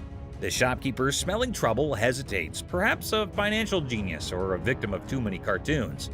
In a wild finale, our hero with a mischievous grin hurls absurd insults like, "You're chunky with a giraffe-like neck." The bewildered shopkeeper calls in the guard. Enter the guard, booting out the funny guy, leaving the shop in stitches. Have a good day. Big Mouth is hungry. Unexpected drama. Strap in for a wild pawn shop ride. A lady steals the spotlight, but surprise, Mr. Sneaky tiptoes in for a bear hug, sparking unexpected drama. Gasps echo as the leading lady jumps, but it's just a playful fella. Great day at American Jewelry. Laughter erupts. Who knew a pawn shop could be a comedy club? In this 6-second snippet, the pawnshop transforms into a stage for unexpected antics, surprising and delighting in this unlikely comedy setting. Great day in American jewelry. What can I say? In the chaotic shop hustle, a dude flaunts a watch that could fund a small country. The shopkeeper, hungry for a bargain, attempts a haggling dance. But Mr. Watch Wizard wants stacks on stacks. I came over to sell a beautiful watch. Okay? Tell me a little about it. Cue the dramatic moment as the shopkeeper grabs him, yelling, "Hold up, time traveler!" Suspense builds as they investigate. Is it legit or a fancy imposter? Get ready for the ticking truth. So can you come back in about an hour? No problem. Perfect. I'll see you in about an hour. Thank you. Picture our man playing Sherlock, sneakily starting the girl checking the watch. Instead of screams, laughter erupts. A mischievous symphony until the fun police arrive. An authoritative figure sternly commands, "Stop right there." Giggles turn into awkward coughs. Lesson learned. Messing with the timepiece police is no joke. They keep the watch world in check. Somebody had it open. You can see how screwed up they made those screws. Someone did have it open. You can see. Business clash. A dramatic drama unfolds as Mark, introducing himself, seeks business from the owner. Tension builds with background music, setting the stage for unexpected confrontations. Clearwater, Florida, but I have family up here in Northville, and we're starting a towing company, recovery, impounding. Mark pitches his towing business, convinced it's a better venture. The owner, unimpressed, rejects the offer, leading to a clash of perspectives and business philosophies. Well, things happen. We don't have that problem because we have fences around the building. The owner dismisses Mark's proposal, asserting control over his domain. Well, I'm going to give you some paperwork to sign. I wouldn't sign anything because I don't need your services. The comedy irony emerges as Mark persists, unaware of the futility of his attempts to sway the determined owner. The owner bluntly shuts down Mark's pitch, labeling it a shakedown. Listen. No, you listen. You are not coming into my business and trying to shake me down. The dialogue becomes increasingly heated, with the owner refusing to entertain the supposed business opportunity. What would you call it? I call it a business opportunity. I'm not interested. Mark's exit is met with firm warnings from the owner. The situation ends humorously with a comment on Mark's nice car, injecting a light note after intense confrontations. I'll be back. If I were you, I wouldn't come back. Whatever. The gym brawl. So, watch this hulking bodybuilder guy, all muscles and bravado, strutting into a pawn shop with this wrecked workout thing that looked like it went through a blender. He was like a peacock on protein, thinking he set up a magic muscle worm. The shopkeeper, a guy with a face as serious as a freshly waxed dumbbell, raised an eyebrow at the smashed up widget on the counter. Hey, man, I need to talk to somebody about this. This piece of junk I bought in here just a couple days ago don't work now. It's broken. Check out this masterpiece, our bodybuilder buddy declared, pointing dramatically at his broken workout thing. It's so messed up. I swear it's doing reverse squats by itself. The shopkeeper, squinting at the wreckage, deadpan. Reverse squats, huh? Must be the newest gym craze. This thing obviously couldn't handle what I was doing on it, so 2 days later it don't even work, so. But our muscle hero was not giving up. Leaning over the counter, he claimed, "I want my money back." How about you just get my money, and then we won't have any more problems with this, but I need my money back. This thing's more of a comedy show than a workout. The shopkeeper, trying not to crack a smile, said, "Well, it's a one-of-a-kind piece, guaranteed to break the ice at any gym." Or what? Or what? There's gonna be a problem. How about what that? kind of problem is there going to be? Oh no, that's like a WWE scene. Our bodybuilder flexed his words and shoved the shopkeeper. "Give me my money or I'll turn you into a cardio machine for a month." And just like that, the pawn shop turned into a wrestling ring. Don't touch. Come on, come on, man, let's go. The shopkeeper, unexpectedly nimble, fought back and chaos replaced. It was like two sumo wrestlers battling for the last protein bar. Trying to play hero, two guards materialized out of thin air. They grabbed our bodybuilder and his busted gear, dragging them out. We got you. Bring a few more. All we needed was bring two. all y'all out. Our muscle dude flailed around, still demanding his refund like a sad, deflated balloon. The pawn shop went back to normal. That's it, my man. Bring a few more. There's your machine, buddy. The art of negotiation. So let's see this guy walking into a pawn shop, allowing him to be the next big art dealer with a painting put away under his arm. He's giving off major, I'm gonna hit the jackpot vibes. The shopkeeper, with a sneaky grace of a cat burglar, checks out the painting like it's the Mona Lisa 2.0. Our confident guy also spins this wild tale about how the painting formerly belonged to Napoleon's pet goldfish, or some other crazy story. So what you got? I've got a painting from Peter Max. An original painting? Well, I got into a silent auction. The shopkeeper, poker-faced like a pro, goes, intriguing. You can virtually see dollar signs in his eyes as he dreams of making a fortune. Now comes the big moment. Confident guy bravely says, I want $3,000 for this masterpiece. Let's see if she can close a deal. Yeah, what is the bottom line? 3,000. No way. The shopkeeper, still all mysterious and cool, smirks and says, I can do 1,500, or you can hit the road. 1,500 and we got a deal. It's like a Western showdown, but with money instead of guns. It's a take it or leave it situation. The confident guy, looking a bit less sure of himself, decides to pull a classic move, pretending to discuss it with his imaginary art expert friend. Maybe it's an unnoticeable chum with an art degree. While our hero is deep in discussion with his invisible art critic, the shopkeeper, beaming like a Cheshire cat, decides to up the figure. I know there's a market for it. So $1,500 I think is pretty good. They need to take the money and run. He counts out $1,500, slams it on the counter as if to say, take the cash and run, chum, or say farewell to the deal of a lifetime. 1,500. All right. In the end, the confident guy, now looking further confused than confident, grabs the cash and virtually sprints out of the shop. And that is how a pawn shop turned into a comedy stage, starring Mr. Confident, the mysterious shopkeeper, and an oil with a Napoleon-connected goldfish. Art, my friends, might be priceless, or at least worth $1,500. Peter Max. Seat Showdown comedy. In a strange pawn shop turned into an airplane seat sale, things got wild when a gutsy and unusual woman decided to turn the whole event into a comedy show. Picture her like a sneaky cat strolling over to a chair and ignoring the "Don't Sit" sign as if it were garbage. It was as if your rebellious grandma suddenly took center stage, tossing caution and posters to the wind.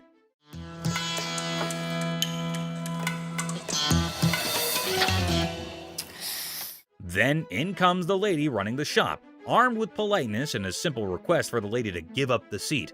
Little did she know she was about to get into a funny showdown with our cool and calm customer. The woman, looking super confident and mischievous, said, just let me be, treating the chair like her personal throne. Okay, these are for sale. We don't have like a trial and error. Okay, well, I'm not trying to buy them. I'm just trying to try them out. As if that was not funny enough, the secret guards jumped into the blend. The shopkeeper, determined to bring order back, tried nicely to get the bold woman out of her comfy spot. But our fearless main character was not having it, bravely declaring, you cannot make me move. And what you can do is leave me the alone. Okay. Yeah. Then comes the guard trying to lift her off the seat. Suddenly, there's a big scene. The woman, now a pro at making a show, indicted the guard of bothering her and indeed threw in the surprise of claiming it was sexual harassment. The pawn shop turned into a stage for a solo performance, with our main character making up the script on the spot. No, thank you. You want to No, here for I don't have you can get assist your you too much? hand off. Get your hands off of me. Get your hands off. But the comedy did not stop there.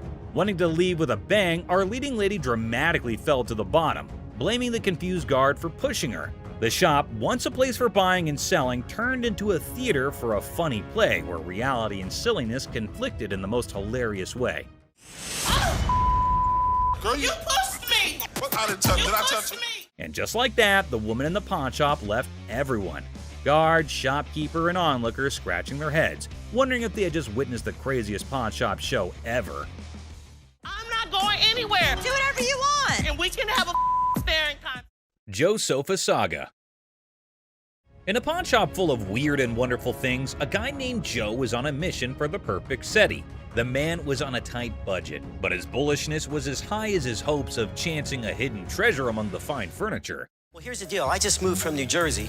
My wife and I. We just bought a house, and she sent me here. She said, see what you can pick up. Perfect. Let's find some. He spotted a couch that looked like it had been through a lot. The man with a hopeful look asked the shopkeeper if they could clean it before he bought it. Little did the man know, this couch had a history. Spills, stains, and all sorts of weird stuff. The shopkeeper, trying not to burst into laughter, convinced the man it was a great deal without mentioning the hidden surprises. So inexpensive, right? Really? Yeah. I gotta tell you, man, that's nasty. Not giving up, the man confidently sat on the couch, comparing the dirt on it to his shoes. I'll tell you what, my shoes are cleaner than this couch. Then don't buy it. With a serious face, he said, "I'm pretty sure my shoes are cleaner than this thing." He even tried to make a deal, $200 for the not-so-great couch. $397.77. Really? Well, I only got $200. It was a deal only Joe could find reasonable in the world of craziness. The real laughter started when this man, without thinking much, joked that if the couch were the shopkeeper's daughter, she must be a nasty one. The line between funny and awkward was getting blurry. We had a reupholstered and I gave it to Ashley. Is that right? Yeah. Is that your daughter? That's my daughter. She must be nasty, too. Out of the blue, a guard, called in by the offended shopkeeper, rushed in like a superhero. Joe was lifted off the couch and thrown out of the store, leaving everyone laughing. Yeah. Walk out. Walk out, my man. The pawn shop adventure had ended, but the story of Joe and the not-so-clean couch was sure to be a tale told with giggles and grins for years to come. Yes, sir. Go someplace else. That's the dirty D right there, baby. Comic pawn shop confrontation. Okay, a man is coming towards the shop. Wait, what? Is he coming to have something from the pawn shop? The man asking about her daughter means how creepy it is. Hello. I need to pick up some stuff for my daughter. Is it in pawn? Yes, ma'am. Laughter begins. Everyone around is intrigued to know what had happened to this man. Oh, another man entered into the argument. Let's see what would happen. Man accusing the shop owners of stealing. How crazy this man is, constantly accusing them of being thieves. No, I want the stuff. Yeah, but without the ticket, we can't give it to you. The man is constantly infuriating them and sees he has come out the carbon. Who knows what will be the end of this nonsense fight? Oh, they're about to have the piercing argument. I'm here, I want the stuff now. And what's he gonna do? The man called the guard to throw him out, but see, the man is not in control. He is constantly arguing and challenging them without knowing the fact of the danger he's really in. Oh God, he's challenging the massive guard! The guard stopped him and said, "Don't touch me," but the man was not understanding. Hey, I ain't scared of him! Is he serious? Calling his death to come earlier. The guard, in his fur, sent the man out. The really funny moment for all because the stupid man in his arguments really put him into account. Hey, you can't get... Hey, I want my stuff! I tell you what, big boy! Hey! Battle for sanity. Well, folks, take a look at the pawn shop's front yard. It's like a bustling highway out there. The crowd has formed a lane longer than my grandma's stories. And guess what? The sanity levels are off the charts. It's like a contest for who can stay the sanest. Now, hold your horses because here comes the geniuses. These folks are more interested in the pawn shop than a cat in a laser light show. Well, he's from California. Look at all these idiots. They've gathered like it's the grand opening of the Pawn Shop Olympics. What's the big attraction, you ask? Maybe they're expecting a magic show, or perhaps the pawn shop secretly giving away free wisdom. Or, here's a wild thought, they're gearing up for a full-scale aggression mission against the poor souls inside. Watch out, world, we've got a pawn shop revolution on our hands. Stay tuned and remember, in the pawn shop chaos, sanity reigns supreme. Good luck, brave souls. That's not. Clueless heist hijinks. Well, howdy there, folks. We've got a Lone Ranger in the pawn shop, sipping on his secret drink like he's the king of mystery. Little does he know, he's the star of a hidden camera show. Talk about being clueless and camera shy. Hold your horses. Looks like our man might be plotting some grand heist, doing his best Sherlock impression. He's scouting the joint, probably trying to find the perfect spot for his not-so-genius plan. But wait, he's still in the game. What on earth is he searching for in the pawn shop? Maybe lost treasure for his car keys? The suspense is killing me. Oh dear, he's now at the other counter. This fella is like a headless chicken wandering around without a purpose. Somebody give him a map or a snack at least. Buckle up, folks. Our wannabe detective just upgraded to a full-blown thief. Watch him waltzing around planning the perfect crime, and bingo! He pulls off a smooth exit, leaving the scene like he just won a game of hide-and-seek. Hold your belly laughs, our genius thief is back on camera, sneakily hiding his loot in his trousers. Smooth moves, my friend, smooth moves. And there he goes, strolling out of the pawn shop like he's won the lottery. Thinks he's the mastermind of the century, leaving behind a trail of stolen goods and a whole lot of laughs. What a character. Antique computers. Have a good day. You man. Wonderful. So much. You too. Two tech-savvy grandpas strut into a pawn shop, seeking a fortune for antique computers. Instead, they're hit with a vintage rejection. Bastards, you can't give me a dime for... Oh, man! When one grandpa clumsily breaks a computer, he pulls a move straight from the sitcom handbook. Accidental comedy at its finest. Now you should have that. Put it in the... Oops, one grandpa accidentally smashes a computer, blaming the seller. He theatrically tosses it toward the dumpster, thinking it's a mic drop moment. The seller, the true comedy connoisseur, chuckles at the failed dramatic exit.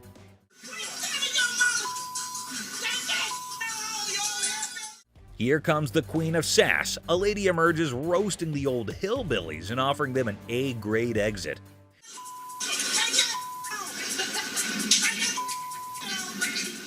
She declares her reign over Detroit toughness and leaves them pondering a future career in comedy security. Cue laughter. Exit stage left. Ex-couple.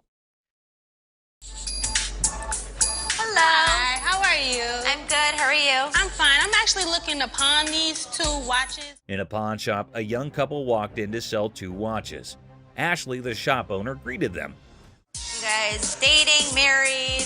Was engaged, but not anymore. When she asked about their relationship, the boy explained they used to be engaged, but are now exes because both of them cheated on each other. Okay, so you want to sell them, correct? Yes. And how much were you looking for? Despite their turbulent exchange, Ashley inquired about the watch's value. This one I am not interested in because we don't take this brand. You're gonna take that brand. Ashley noticed the watch's flaws, and when the girl mentioned a particular brand, the boy claimed it was fake. You are more than welcome, to leave that here and we can send it out to get the crystal replaced. As Ashley attempted to facilitate the watch sale, the ex-couple's argument escalated. Oh, what's she talking to him? We ain't got all Were you day. talking to him? No, you weren't. Shut up. The situation took an unexpected turn. You never had no life before me. I won't. You never had no life before me. Girl slapped the boy, turning the pawn shop into a battleground of emotions.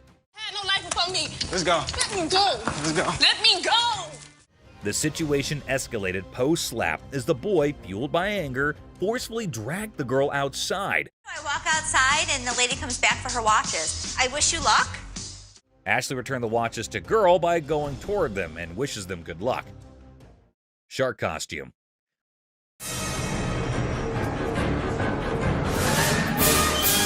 A fantastic character, half man, half shark, enters a pawn shop. Yeah, I'm a professional mascot during the daytime. At night, I'm a dancer. Claiming to be a daytime mascot and a nighttime dance sensation. $800, that's all I want. This guy is so bizarre. Les, skeptical, questions the shark man about his $900 financial request, leaving the room stunned.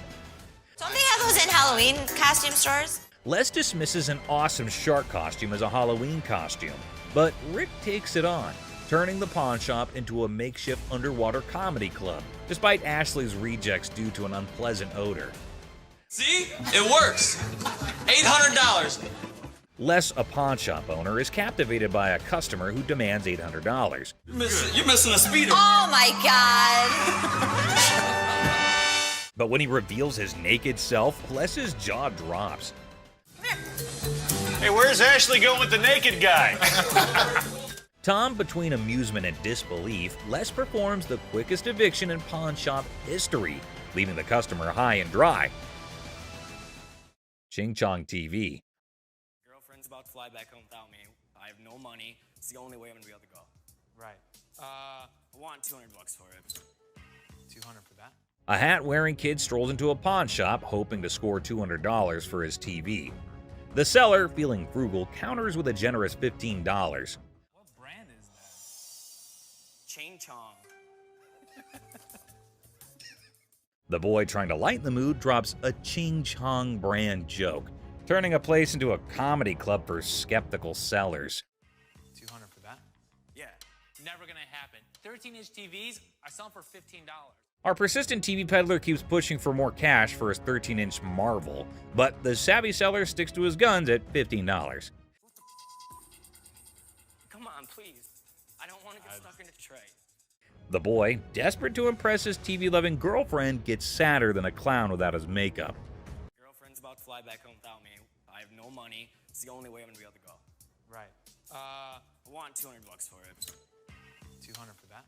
The seller, unamused, directs him out, ensuring love won't cost him more than $15 today.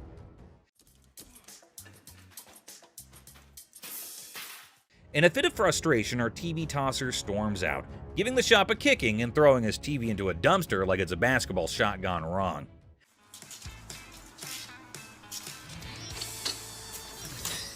The seller, shaken but not stirred, mutters, "Idiot," and commands him to exit. You're gonna make me leave? Pretty much. Get the f out of here. Get off my property. Asserting his control over the TV tossing theatrics. It's a dumpster diving comedy masterpiece in 3 acts. Brain, not brawn. I got a loan on my wife's ring. Yeah? And when I first started coming here, I got a VIP card. I got more on the loan. Now you guys put me to a gold card, and I get nothing out of it. A bald customer, frustrated over a loan on his wife's ring, seeks resolution from the manager over a VIP card upgrade and the perceived lack of benefits. Tensions rise as they discuss the situation. No, the VIP is the gold. They're both one the same. We offer a promotion at American Joy and Loan. It's called a Gold Card membership. It gets more money in people's pockets if they want to get a loan and allows you to save money if you want to buy something. The pawn shop employee tries to explain the gold card system's benefits, but the customer remains frustrated. I am hearing you, but you're not listening to me. Tensions rise as the employee insists on the procedure, leading to anger, questioning, and physical comparisons. You think this is funny? I don't think it's funny. I think that there's something wrong when you start hitting your head against the side of the window. Creating an atmosphere of animosity and miscommunication. What are you going to do about it? I'm not going to do anything about it. What are you going to do about it? The customer and employee engage in verbal sparring, escalating tensions. Whatever I have to. You need to get out of my face, bro. Okay, sorry, let me scoot back.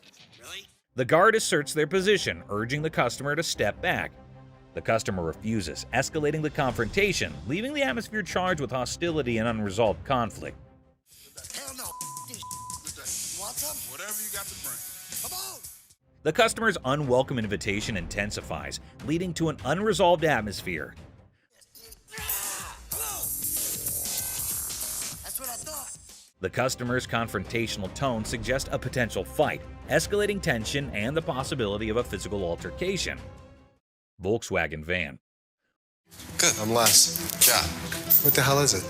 This is a 1968 Volkswagen van owned by Dr. Death, Jack Kevorkian. Hold on to your seats. A 1968 Volkswagen van, once owned by Dr. Death, rolls into the pawn shop. Les is on the case, exploring this piece of history. Weirdness level maximum. I have everything documented. How much do you want for this thing? I'm looking to get in the 6 figures. The seller dreams of 6 figures for the van, but reality check. 20 grand? No. 25 grand. Negotiations go from 20 grand to a wild coin flip for 30 grand. Les, you mad genius. Oh my God, my dad's gonna leave everything a chance on a $20,000 coin flip? What are you doing? Seth and Ashley can't believe Les's coin flip antics. He's risking 20 grand just for a chance at 30 grand.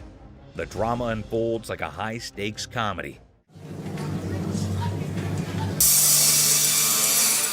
Heads. Les, you wild card. The coin flip drama continues, with drum roll and laughter. Heads. Nails it. Thank you. Thank you very much. Yeah. Perfect. Good deal. The van deal is sealed at 20 grand, leaving everyone amused and baffled. What a ride! No question. I proved to my kids I still got it. Les, the coin-flipping legend, celebrates his 20 grand win. Laughter echoes as the deal concludes. The Van's bizarre journey adds a hilarious chapter to pawn shop history. Ring drama. So what can I help you with today? I got this ring right here. I wanted to get it appraised, see how much it might be worth. Hey, listen up, people. Commodity Wild just happened at the original pawn shop. Imagine this dude who looks like he just rocked out at a concert stepping in, holding a ring that has probably seen more action than a library book. The crazy twist? He's not there to show it like a rock star. He's trying to sell the thing. I also wanted to know how much you guys would give me for it. Like as a pawn, and then I pay it back. Okay, when I give you an appraisal, that's not how much I'm gonna give you in pawn. So he's all proud, telling the pawnbroker how this ring is worth a ton of money, when, out of nowhere, a lady burst in like a storm. What the are you doing? She's on a mission to figure out why her precious ring is about to be someone else's fancy jewelry. Cue the dramatic music, folks. Why'd you take my ring? Well, I wanted to see how much it was worth. Bull. Now, our rock star wannabe is caught red-handed, dealing with an angry lady dead set on getting her shiny thing back. It's like a soap piece crashing into a rock concert, and the pawn shop is the main stage. I just wanted to know how much it was worth, that's all. You're a liar. Why'd you take my ring? I'm sorry. What? Things get intense as the lady slaps the crazy guy not once, but twice. And suddenly, the whole place goes silent. You could hear a leg drop, or in this case, a ring hitting the counter. The other people in the pawn shop are stunned, wondering if they accidentally walked into a live reality TV show. You're a idiot. Can I just have my ring? Well, Yeah, he's it's the one that hers. gave it to me. That's hers. Just give me my ring. Our lady does not waste any time. She grabs the ring back, making it clear her bling is off limits. Right now. The embarrassed and confused rock star lookalike gets pushed out of the pawn shop by the triumphant lady. There you have it, folks, a ridiculous blend, up and a super dramatic autumn at the pawn shop.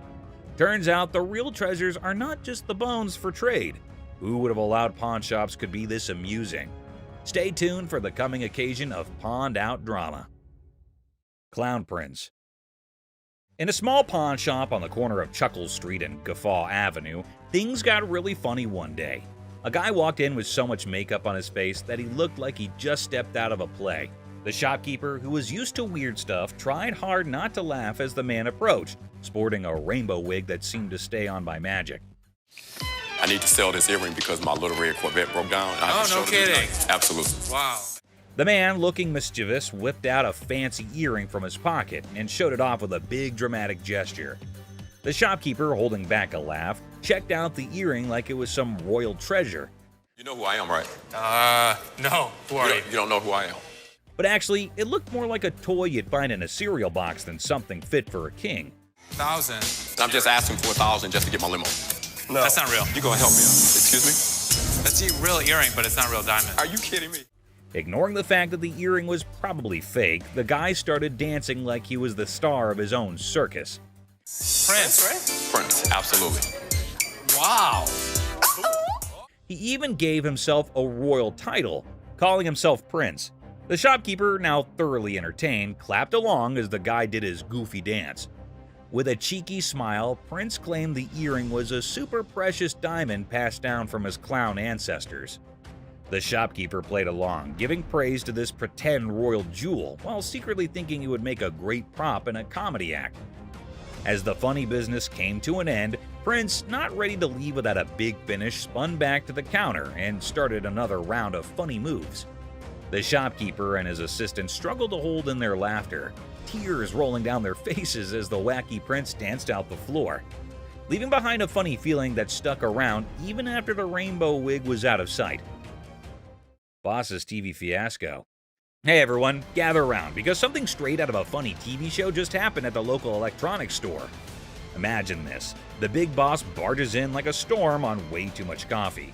Didn't I tell you guys to restock the TV shelf? Didn't you see I was just with a crazy customer? Yelling about wanting to grab some TVs. I mean, who does not suddenly crave a TV spree, right? Now, the poor workers are stuck between a rock and a high-tech place and cannot take the boss seriously. I mean, who could? It's like the boss watched too many action movies and thought today was the day to be an action hero with innocent flat screens. I gave you a job to do and you didn't do it? Dad, you told us we were like little kids. How does a baby know how to do inventory? But stay, there's a twist. The main character, the boss, realizes things are serious and decides he needs backup. So, what does he do? Grabs his assistant like they're partners in a buddy cop movie.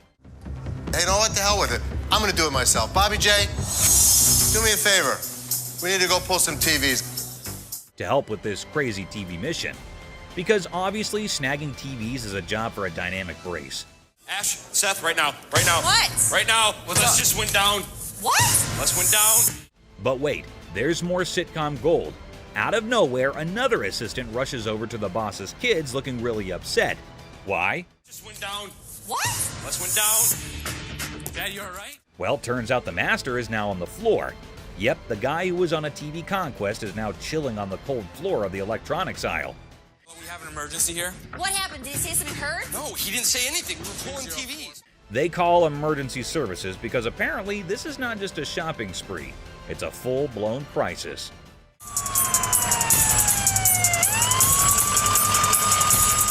And then comes the ambulance. The daughter dramatically points at the approaching rescue vehicle, as if it's the hero cavalry coming to save the day.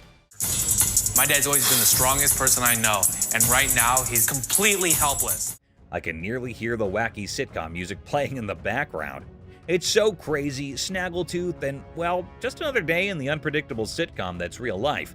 Stay tuned for the coming episode. People more adventurous with the boss and his search for TVs are coming your way. Crazy Store Comedy. What's up, Grandpa? Where's your costume at? There. Corey, that's not a costume. In a super silly store, there's this hilarious pair that could out-funny any comedy show. Watch this, an old grandpa wearing a hat that is seen way too many times, with a black band covering one eye. Right beside him is his son, with a hairband that seems to have its own crazy magnetic pull. A mix of colors that should not make sense on air.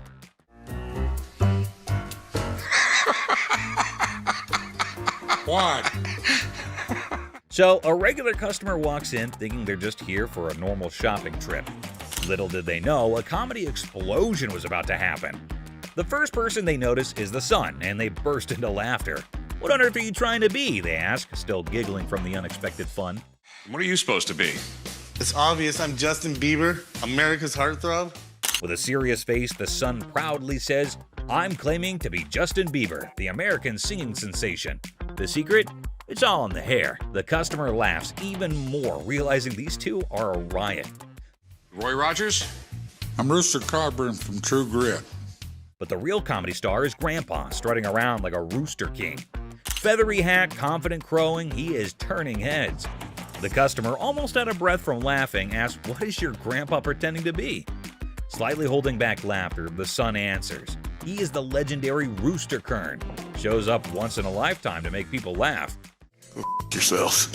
Antoine, what are you supposed to be? The world's biggest baby. Just when effects seem crazy enough, another character appears, a guy dressed like the world's biggest baby. The customer, nearly crying from horse laugh, realizes they have hit the jackpot of comedy. In this shop of customer craziness, laughter is the currency. These funny characters are the kings of comedy, making everyone laugh and showing that occasionally the best service is the one that comes with a big dose of funny. Pawn Shop Riddles. Look how stupid this question on Pawn Stars is. In this hilarious rant, the speaker dissects a seemingly absurd question about fake items in a pawn shop. A over 1,000, B over 5,000, or C over 10,000. The logic behind the options A, B, and C is dissected with comedic frustration. Well, if the answer is C, the answer's also A and B. Because if it's over 10,000, it's also over 5,000, it's also over 1,000. The speaker expresses disdain for the question, claiming that if the answer is C, then A and B are also correct.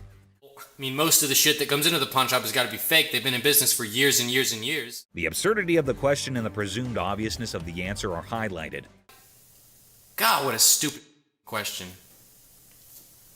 The speaker ridicules the question's simplicity, asserting that there's no way to get it wrong. The tone is sarcastic as they emphasize the lack of challenge in the question. Anticipation builds as the speaker eagerly awaits the genius-revealed answer. The expectation is set for a straightforward solution to the seemingly senseless question. The speaker's reaction is a mix of frustration and amusement as the answer confirms the over 10,000 scenario. The comedic exasperation with the question's lack of complexity is evident. That's all for our video. We hope you liked it. Please comment, like, and subscribe. Don't forget to hit the notification bell for more videos like this. Share it with your family and friends. See you next time.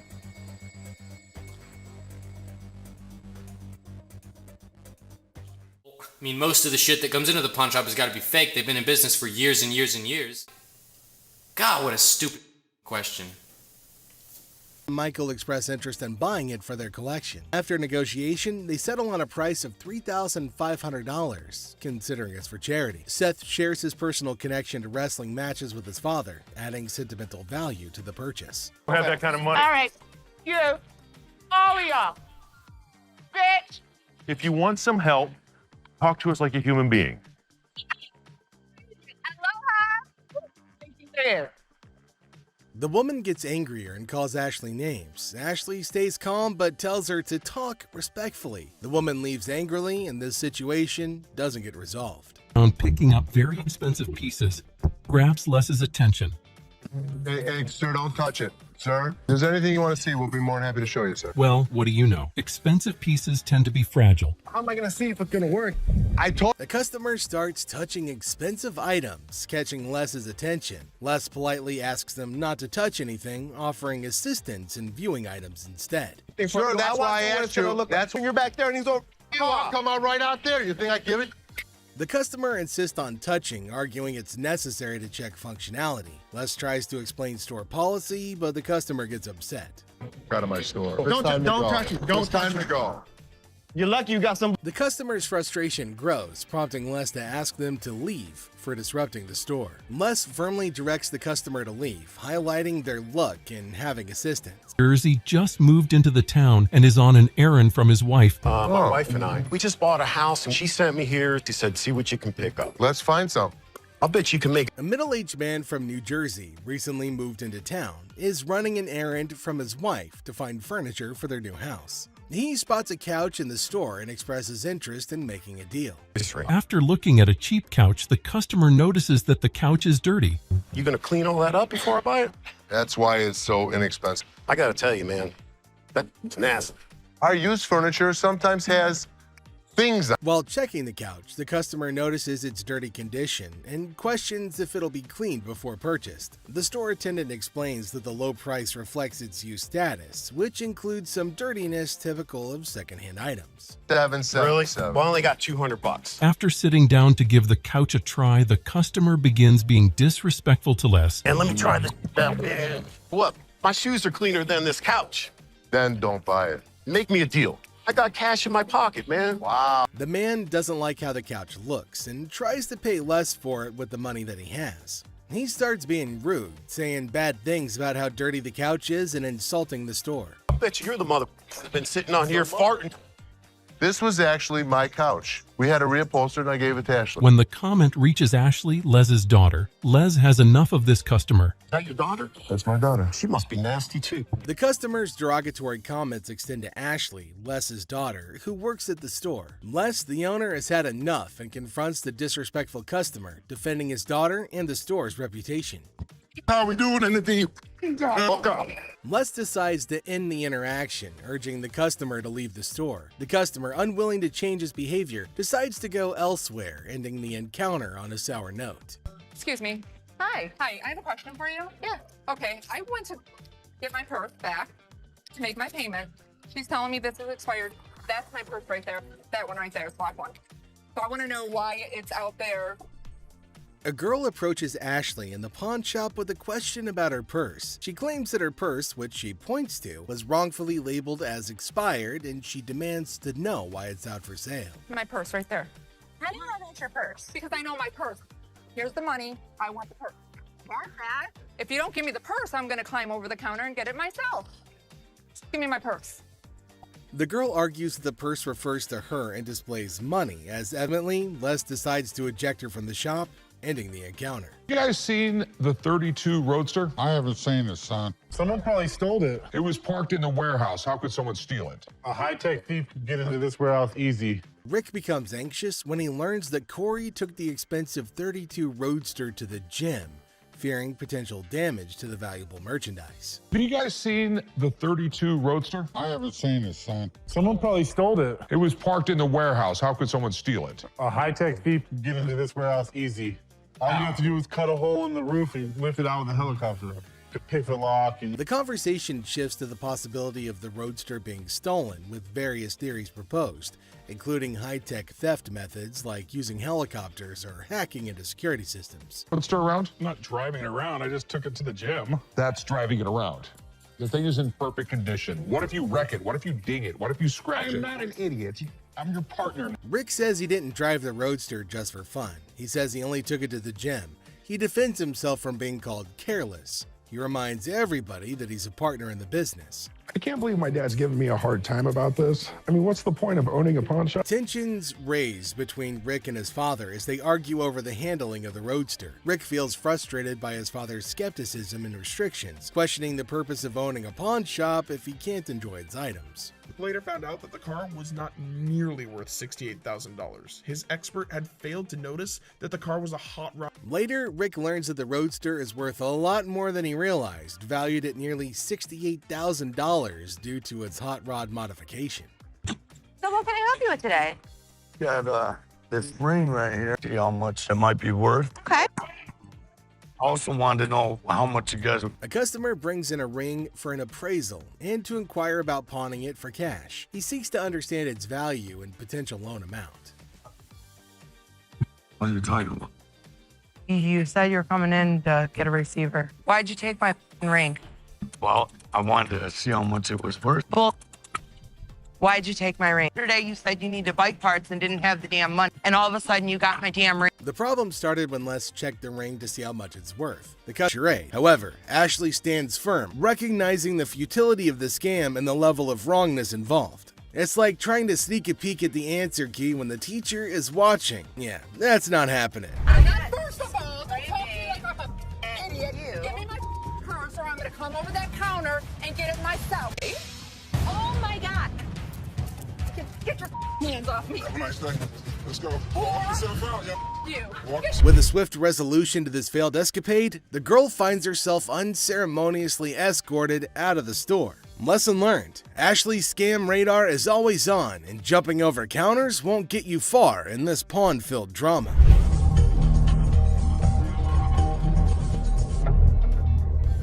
All right, deal.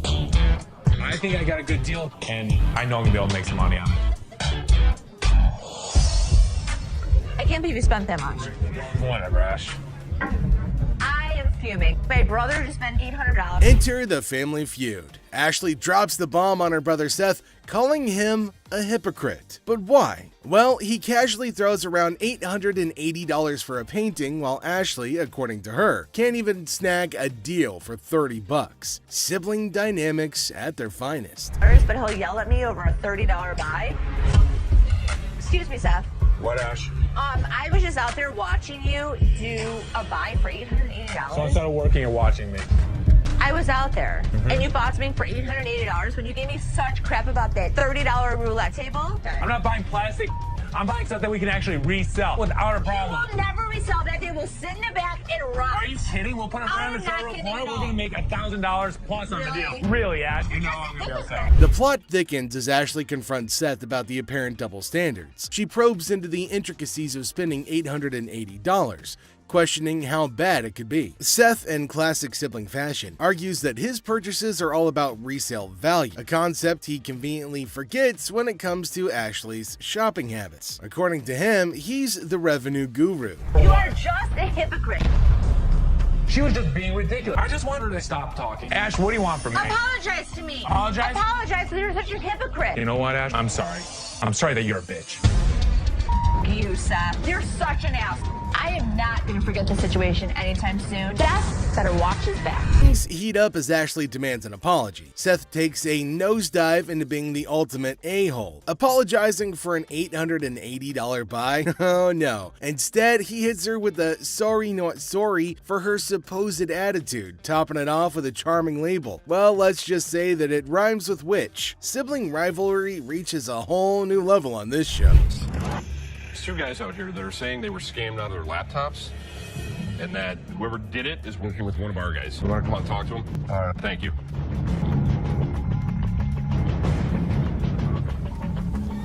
Who is it?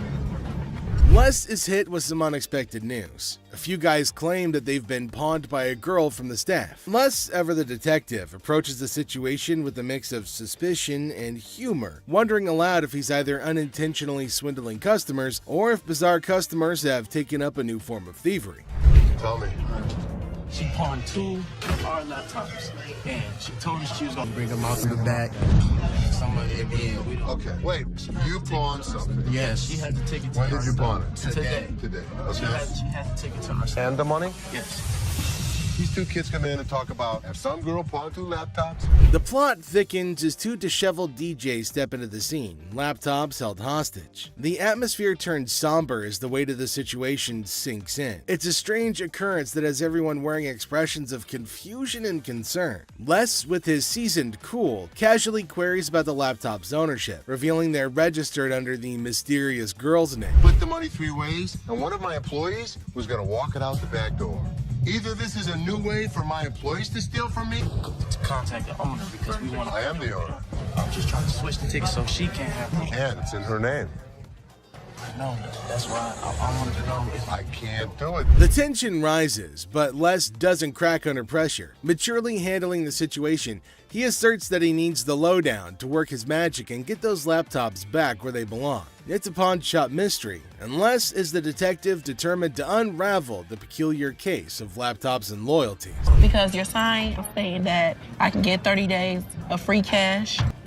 If you're a new customer with us, first 30 days, you can get interest-free loan. You only pay $1 per store. But it's saying if I brought a friend with me that I can get 30 days of free cash. It's for an interest-free loan. Okay, so there came a woman at the counter. Let's see what she's gonna come up with. Is she asking for free money? I think she might possibly be mad, though it is kind of funny that she's got enough courage to come up and ask for money without investing anything. Now, the lady at the counter frowned and asked her if she paid or not. Intriguingly, she hasn't paid anything, but she's still asking for money. Holy shit, what's wrong with some people? You're just misreading it. No, It's you're your misreading problem. it. That's not what the y'all sign is saying, bitch. It says I get free cash for 30 days in this month. You're not getting no free cash. Where does it say that? Who told you to get it in? You did. I'm not talking to you. I need my cash. I need my cash. It says it right here. Free cash. Oh, and to make matters worse, she started shouting at her. Everyone around started looking at her, wondering what the hell was going on. Seth and Les get a little furious as everybody's just standing around trying to figure out what's going on. She started bullying her, but the lady tried to explain to her again that she misunderstood the agreement and they're not just gonna give her free cash. But this lady's just not listening to anybody. Well, Seth then enters, so who knows what's gonna happen now. I brought my friend with me. If you get a loan and you refer a friend, you can get 30 days, interest free. That doesn't mean we're just gonna hand you cash. What do you have to pawn? Come on now. You don't have to talk. I'm the Don't screaming. Can you read? Read what No, it says. can you read? I can read. I can read. People was waiting to get her. You don't have to pawn. Shut the Les entered and asked her whether she read the whole document or not, and she was not listening and constantly arguing and pointing to them as if they had done something wrong. Meanwhile, other women decided to intrude, and oh my god, it's gonna be funny. Looks like they've all decided to have a fight in the pawn shop. Wonder how that's all gonna end. And it looks like Les is gonna join in too. The other woman that just jumps in the middle. You gotta get in line. People need to get out your ass. You gotta go.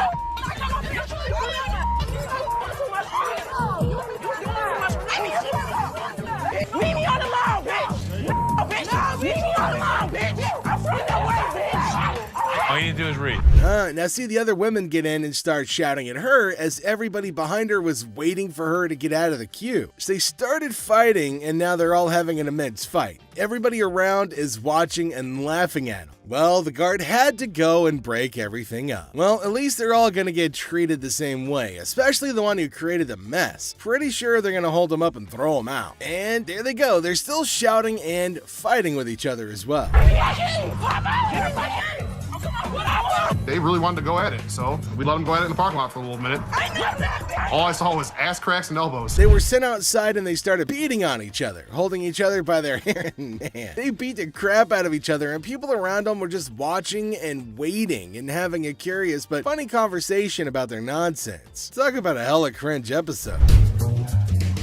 It's Robert. Nice to meet you, Dennis.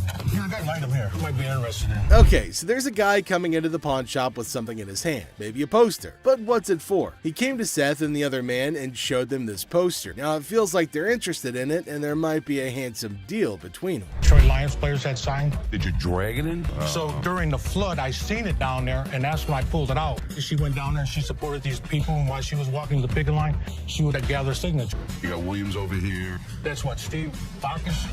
This is the first time a guy actually brought in, and I just got on the picket line because I'm on strike right now myself. We've been on strike for almost 3 months now. $1,000. He started describing the poster that's mainly about the protest of people in history, and it's got lots of signs of well-known people and has got a lot of worth. He explained everything in one go and demanded a heavy amount for it as it was really valuable to him. Seth told him that it's got some stains on it, and it's no doubt the same poster of historical strike, which made it worthy, but for him it might make a lot of difference. I hate the condition of it. I understand, and I You gotta understand when it comes down to collectors, everything is about condition. Absolutely. And I'm sure if your dad saw this, jump on the heartbeat.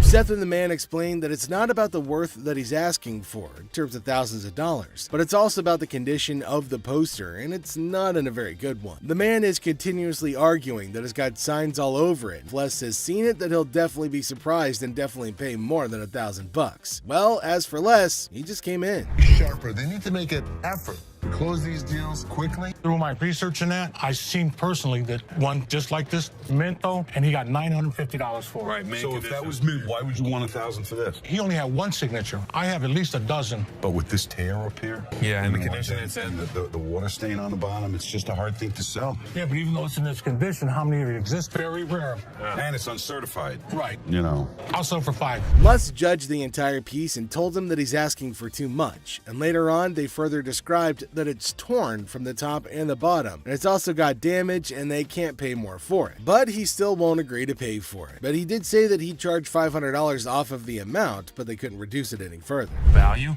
Let's make a deal. $75? No way. Who's gonna buy it from you?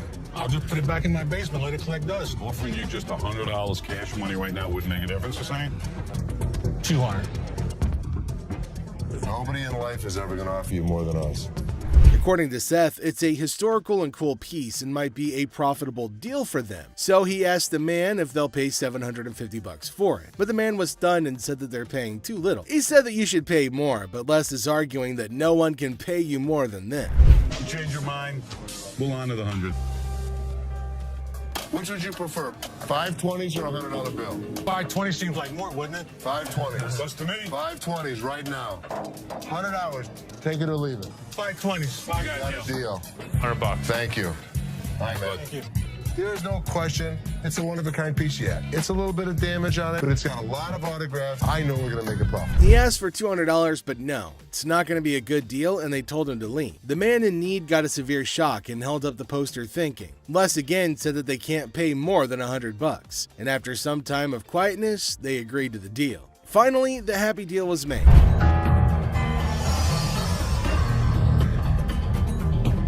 This the guy? Right there. Here they come again. Les? Hi, how are you? I'm Attorney Kyle McQueen. So there's a man, probably an attorney with two ladies along, coming inside towards Les at a pawn shop. Now, Les knew about it before. He asked for less, and fortunately, he was at the counter. He asked why they had arrived at the store. She's retained me to represent her in regard to a ring. Okay. My client brought in a $10,000 ring here, and she wants to either collect the remaining money owed to her on the ring or get the ring back. She's got a receipt. Let me explain to you. This is a counterfeit ticket. He said that he came here for the ring, which they bought from these ladies for $10,000, but they didn't pay and gave them the receipt. Now, he put up the receipt and showed it to Les and accused them of cheating and stealing from the women and taking their expensive ring. But Les was cool and controlled his anger. Whoever produced this ticket didn't understand this is the amount of numbers that are here. Okay. Number 2 is state law mandates that we print the law in a 12-point font. Okay. This is much smaller. That is some bull.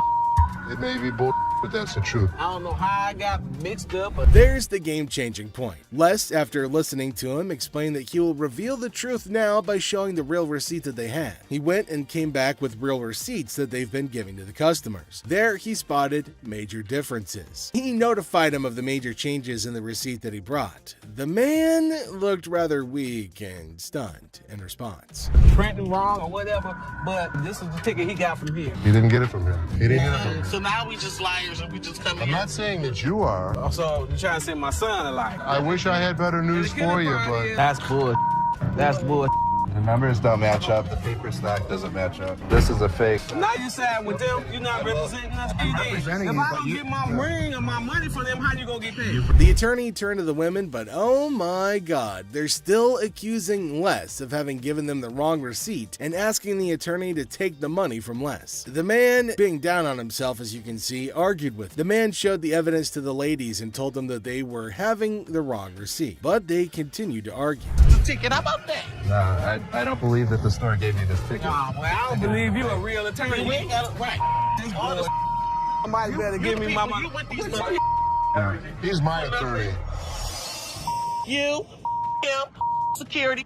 Have a nice day. Nah, you got me, bitch. Sorry, young man. The ladies started harassing both of them and started using personal attacks. They were all arguing amongst themselves. Pretty crazy. The attorney went back as he can't do anything for the ladies. How are you? I'm doing okay.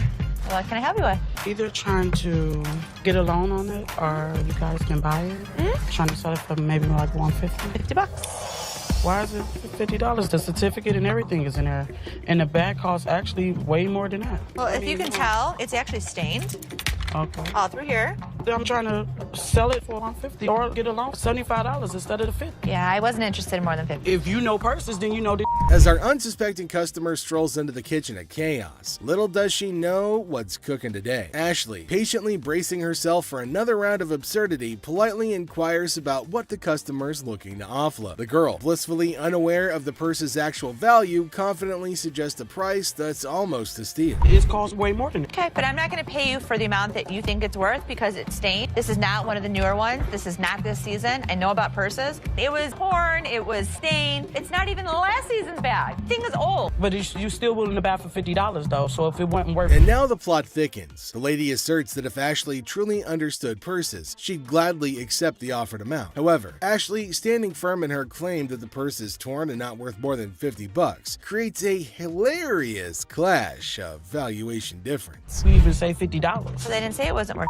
Can I talk to somebody else? I don't want to talk to your pepperoni looking ass. Can I get somebody? My pepperoni looking at. Pepperoni ass? I don't even know what that means. She take a look at her own ass? Can I get somebody else to talk to? It don't even matter. I don't have to talk to you. And I don't talk to you either, so why don't you go home? Leave Can our I talk to store. somebody else? Why do I have to talk to you? Because You I'm the disrespectful. manager. I'm disrespectful and you call me a pepperoni ass? Ugly ass bitch. F you. And it's time to cue the drama.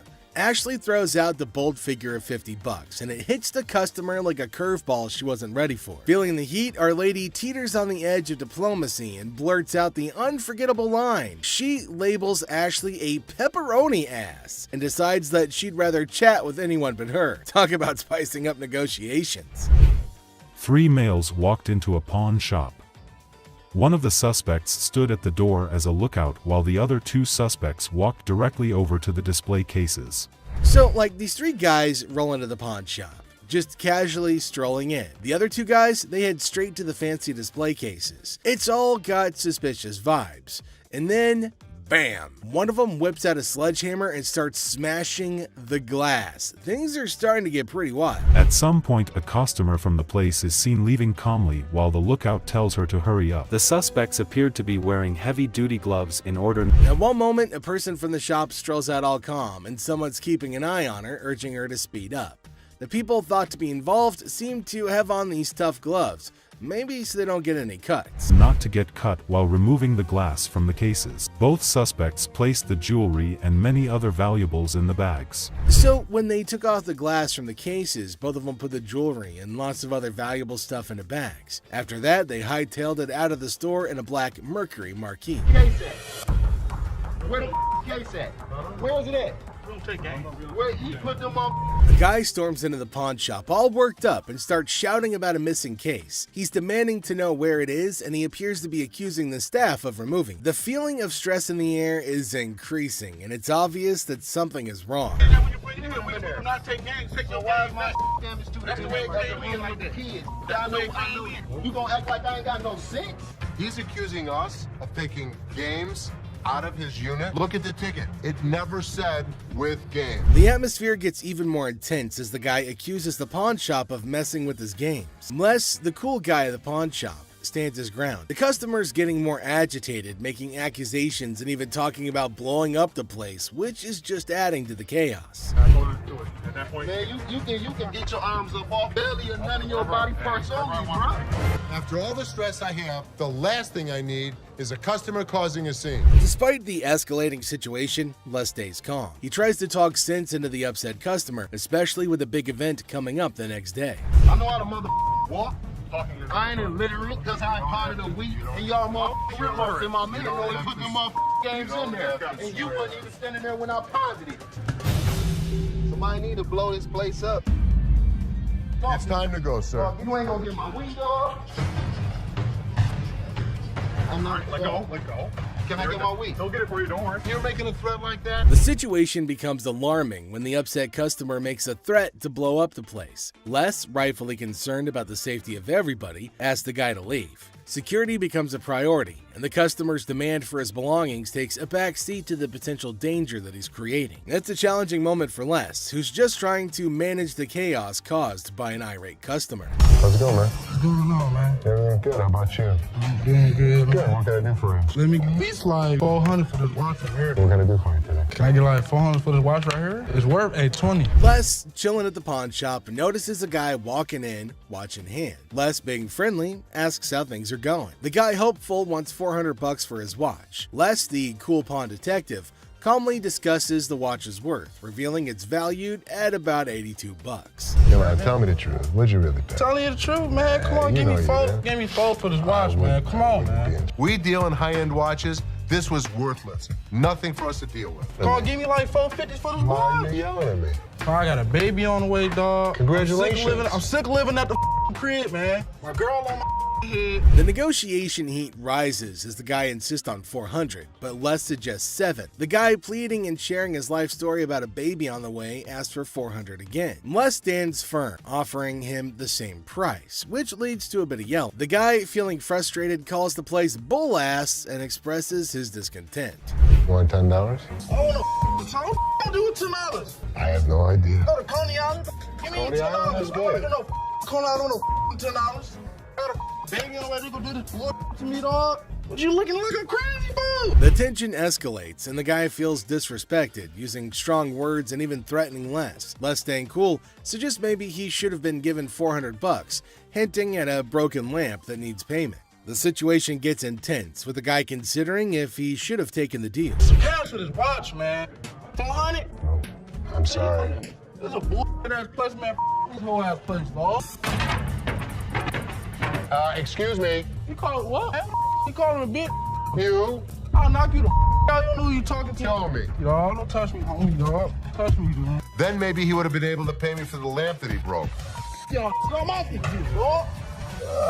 The guy, still upset, leaves the shop, but not without some fiery words. Les reflects on the encounter, realizing maybe he should have given $400 to avoid the chaos. The drama ends, leaving behind a mix of emotions and a used watch. Life at the pawn shop remains unpredictable and full of surprises. How you doing today? Hey, pretty good. How are you? Real good, thanks. I'm Les. Les, I'm Randall. How are you? Randall, oh, you got a hell of a grip. Wow. What the hell is it? Call it a ring. Okay. I didn't think it was a bus. How'd you get it? I just got it. This guy smelled like a brewery. Okay. How much did you want? I'd like $500 for it. Why? Why? Because I need it. Yeah, I got you. 2 DUIs. A person walks into the pawn shop, catching Les's attention. Things start getting interesting right away. The person wants $500 for a ring and shows it to Les. Les, being curious, asks where the ring came from and why they want to sell it. The person gets really mad when Les asks questions. The intensity in the air rises as the person angrily explains why they're selling the ring. Les stays calm, making it a surprising and dramatic moment in the pawn shop. Well, if it was gold, I'd give you more than $500, but it's not real. I know it's worth $500 and you're gonna give me $500. Well, actually, if this was gold, it was brass. It had no value. I understand. You have court issues. The problem is, I need $500 for it. I'm sure you do. Man, I don't know why you As the conversation continues, Les drops a bombshell. He tells the person that if the ring were real gold, he'd offer a whopping $2,500. Feeling a glimmer of hope, the customer suggests, just give me the $2,500 then. Expectantly awaiting a positive response, Les, with a touch of humor, reveals the harsh reality. He explains that the ring is fake, not even worth $500, and he won't pay that much for a counterfeit ring. You gotta give me something for it. I can't give it to you. I'm sorry. Give it to me anyway. Man, you can give me something for it. No, you give me something Just don't for feed it. on the glass. This guy was drunk. You give me that ring back. Give me that. It's the. Ow, I ain't going nowhere. Man, get away from me. Get out of here! I go You man? In the midst of the ring discussion, a security guard quietly enters, taking a position behind the customer. The customer, desperate, pleads with Les to give him something for the ring, but Les, staying true to his detective skills, rejects the plea, emphasizing the ring's fake nature. Les, sensing trouble, comments that the customer seems drunk, adding another unexpected twist to the escalating situation. As the rejection sinks in, the customer, unable to contain his frustration, sits on the floor, declaring that he won't leave. The tension peaks as he becomes increasingly aggressive. The guard steps into action, forcefully dragging the defiant customer out of the store. But despite being escorted out, the customer continues to yell and make a scene. Oh boy. I see you sweating. Yeah. Must be hot outside. No, I was doing karate outside. You're doing karate? And judo. I'm Bruce Lee's sister. Really? Yeah. As the door jingles, a woman strolls into the pawn shop rocking winter clothes in the summer heat. Now she's chatting with Les, teasing him about the sweltering weather. She even claims to be a martial arts pro, throwing around Bruce Lee's name. The banter kicks off with a request for a karate move demonstration. She said she was Bruce Lee's sister. So what you got? The atmosphere takes an unexpected turn when the woman unveils a unique item, a mysterious fox mink. Les, unfamiliar with such creatures, engages in a lighthearted conversation to understand more about this fox mink. The woman, with a hint of mystery, reveals her intention to sell it. A mink fox? I don't know. I'm not into animals. Fox. I've heard of fox. I've heard of mink. So fox mink. Did you want to As the conversation unfolds, Les dives into the details of the fox mink, trying to grasp its worth. The woman shares anecdotes about the origins of the item, painting a vivid picture of its history. Les, playing the role of the detective, subtly negotiates and gathers information to figure out the best deal. Sell it. How much did you want for it? $50,000. The encounter concluded with the woman deciding to part ways with her fox mink. Les, using his seasoned charm, finalizes the deal. The quirky tale of the winter-dressed woman and her unique pawned item adds an unexpected twist to the usual pawn shop routine, leaving both parties with a memorable experience. Woman comes in to sell me a high-end bottle of liquor. Ma'am, I'm Is that what you're saying? You have no respect. when you want to When take they're a person when they down. Hit the liquor inside the bottle. And anytime you're going to belittle a person. Damn, I didn't belittle you. As the door chimes, the woman confidently walks in, clutching an empty liquor bottle. She aims for a bold move, attempting to pawn the bottle for a cool $100. Les, with his discerning eye, swiftly rejects the proposal, explaining that a filled bottle would fetch a better price. The woman, not thrilled with the response, raises her voice, demanding respect and expressing her discontent. I'll give you $100. It's not worth more than $100. Especially when you say I wouldn't give you $100. Don't you ever walk up to my Baby, dad. hey, baby, don't point your finger. Life after this, Ma'am. don't you dare ever Ma'am, come in you here are again. in my face. I don't care, you're in my dad's store, and don't you ever think about coming in here You know again. what? Turn your ass around, badass out the door now. Nowhere Ashley steps up like a superhero. Now, she doesn't just cool things down, she straight up shuts the woman down. With confidence, Ashley tells her to leave and never come back. Suddenly, the chaos turns into quiet thanks to Ashley's quick and firm action. Son of a bitch. Where the hell is he? Rich! He's on the floor. People are waiting to pay us for their merchandise. He's not there. We're losing money. I'd had Rich's back. In the heart of the pawn shop, Les faces a moment of frustration and disbelief. The absence of Rich, a trusted ally for over 2 decades, leaves Les feeling betrayed. The urgency of customers waiting to make payments adds to the tension, and the weight of loyalty becomes a central theme in this unexpected turn of events. Since the first day he came here, over 20 years ago. I feel betrayed. Didn't I just have an employee meeting to tell everybody that they need to step up on their game? I'm watching you and Bobby J talk to these 2 girls. You're out there trying to sweet talk them, trying to bullshit with them. I'm looking for you in layaway. Where the hell are you? I gotta sit in layaway all day long and just wait for something to happen. As the minutes tick away, the atmosphere inside the pawn shop grows more intense. Les reflects on his long-standing support for Rich, highlighting his sense of loyalty that spans a quarter-century. He recalls a recent employee meeting where he emphasized the need for everyone to step up their game. Disappointment and frustration seep into his words as he confronts the situation, a pawn shop mystery intertwined with personal and professional loyalties.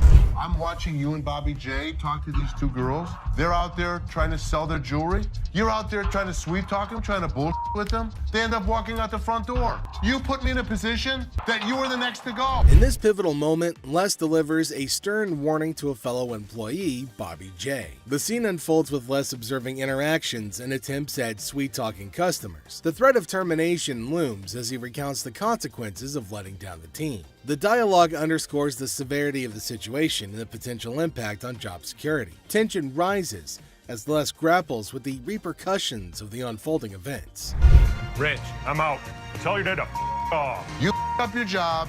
As the confrontation escalates, Les draws a line in the sand. The ultimatum is clear: compliance or termination. The final seconds capture the raw emotion and frustration of a loyal employee who feels unappreciated and misunderstood. He knew he was in trouble once we walked through that door. Joe, did you steal from me? Tell me the truth.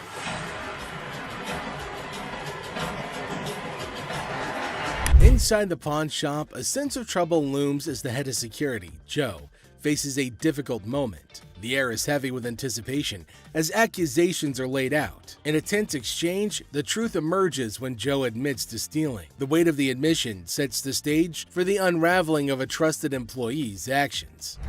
The detectives call in uniformed officers to put the cuffs on.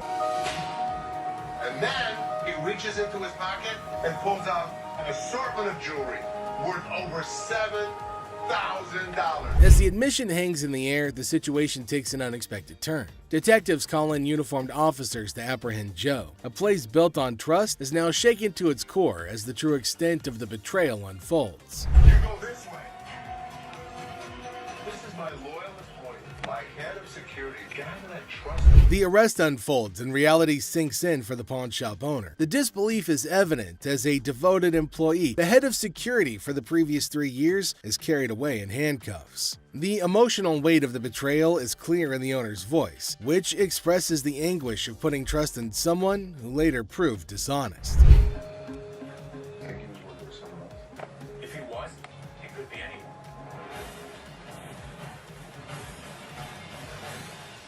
As the scene unfolds, questions linger in the air. The owner ponders the possibility of Joe working with someone else, leaving the situation shrouded in uncertainty. The aftermath of the betrayal raises concerns about potential accomplices and adds another layer to the unfolding drama. The final seconds leave the audience in suspense, contemplating the true extent of the security guard's actions. Are you her customer or mine? I'm talking to you. Come on. This lady got so irate because she wanted to be next in line. She wanted to be first. She felt that she was the most important out of every customer. You're next in line, so let me be right with you. Okay, well, come on. It doesn't matter. What the are you? You're not the police. I can talk to whoever I want to talk to. What are you going to do? You offer no. In the opening scene, Ashley is at the counter with a lengthy line of customers. A sudden disruption occurs when a black woman attempts to cut in front of everybody else. Ashley confronts her, asking, "What are you doing?" The woman becomes upset, but Ashley firmly asserts, "You can't do that stuff here." Goodbye. Come back here. Let's talk right now. Take the receipt. What would you like to do with it, ma'am? I want to pay. Well, you have to go to those windows. No. I come to this line any other time. Not at this window. Okay, well, I'm not going to stand in the line. In the wrong line. Get in the other line. And I'm not going to get in another line. I'm going to walk straight up to the damn window. We won't take you. The woman continued standing in line at the counter. Les approached her, inquiring about the situation. She explained that she wanted to pay, but refused to move to the next window. Les informed her that in the pawn shop, crossing others in line isn't allowed, emphasizing the importance of waiting your turn. Care of you. Well, y'all just told me something. See this lady here? All the other customers. Okay, and I always come to this line. I'm sorry. You have to stand in the other line. Okay, well, I'll be back before y'all close. You can do whatever you want in this line. She can't. Can't wait your turn. We'll be back later. Following the interaction, the woman eventually complied and moved to another window. Les, taking action, instructed the workers at that window not to accept their payment. He firmly directed the woman to wait in line like the other customers, reinforcing the shop's policy on fair and orderly transactions. Thank you, sir. Thank you. Thank you. Thank you. Yeah, jackass. Take your Bitch. Take Yeah, that's you. and get it. You. Yeah, make me. We don't, Sir, we don't want please. this. You can take this stuff. Sir, And sir, put it where the listen. sun don't shine. Listen. I don't know what the problem was. As the interaction begins, the customer expresses gratitude, but the tone takes an unexpected turn. Tensions rise as the customer's language becomes confrontational. The shopkeeper, addressing the situation calmly, refuses to tolerate mistreatment. The dynamics shift from appreciation to conflict, showcasing the challenges of customer service in a brief yet intense moment. Came in here, tried to spend my money is what I did. That's what I did. Okay. And come instead of trying to come in here, I'm not even talking to you. I need a liver transplant. Why? Seriously? They didn't even look at these cards. Sour Patch Kids. The narrative unfolds with the arrival of another customer, visibly intoxicated. The shopkeeper navigates the encounter with a mix of tolerance and assertiveness. The customer attempts to engage in banter, revealing signs of alcohol influence. The shopkeeper, unswayed, maintains composure and subtly addresses the situation, highlighting the challenges of dealing with individuals under the influence. I'm not even out here trying to get this $30. Not bang on my. $50 for that. Jeff, take him out, please. Better not put it in your car.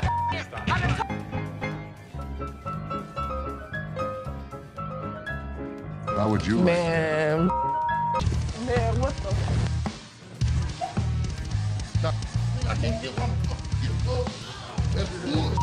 In this segment, a discussion ensues about cards and a potential liver transplant. The shopkeeper encounters a situation where the customer's intentions are unclear. Misunderstandings arise, and the shopkeeper skillfully navigates the conversation. The dialogue touches on humorous elements while portraying the complexity of communication in a retail setting. What, is it, ma'am? Is it? I don't know. You tell me. Man, come on, you the dude with the ponytail? The wife's racking my nuts on the telephone constantly. Start 2 earrings in your ears. Does it matter? Just take it off, put it with mine a little bit, let it get a little bit more weight to it, and go ahead and give me my money. Does that make sense? Right this way. You can't come back. Damn this! Go out my way, damn one of y'all touch me! I'll break this. I'm more than happy to go to the ends of the earth for you. When you come in like an ass, you be walked out like an ass. The scene takes a surprising turn as the atmosphere shifts. The shopkeeper reassures the customers that despite challenges, the store is dedicated to going the extra mile for them. The encounter, starting with tension, concludes with an assurance of excellent service. This final part encapsulates the roller coaster of emotions within a brief time frame, showcasing the highs and lows of customer interactions. You just walked today? Man, how you doing, brother? What's the deal on this TV here? This TV right here is $400. $400? Yeah. I was in here 2 weeks ago, sold you this mother for $90. Now you gonna ask me $400 for it, man? In the electronics section of the store, a customer named Robert engages in a conversation about a TV with the store employee. The casual tone sets the stage for what seems like a routine interaction. The customer questions the TV's price, sparking a humorous recount of a previous encounter where he claims to have purchased the same TV for a lower price. Are you kidding me? So you're making a $310 profit off me? Bull, man. Can I help you? Who are you, man? I come in here 2 weeks ago, just like I told this gentleman. Do something with your hair, man. And then y'all gonna sell it for $400? You gonna make that much profit off me? As the dialogue unfolds, the customer expresses dissatisfaction with the marked up price, claiming the store will profit significantly from his purchase. A manager steps in, attempting to resolve the situation. Tensions rise as the customer questions the legitimacy of the price hike and demands a resolution, emphasizing the financial disparity between his purchase and the intended selling price. Brother, where's your receipt? Can you not understand English, my brother? No, I can't, my brother. I don't believe that he wants a TV for nothing. I'll just take the TV, man. No.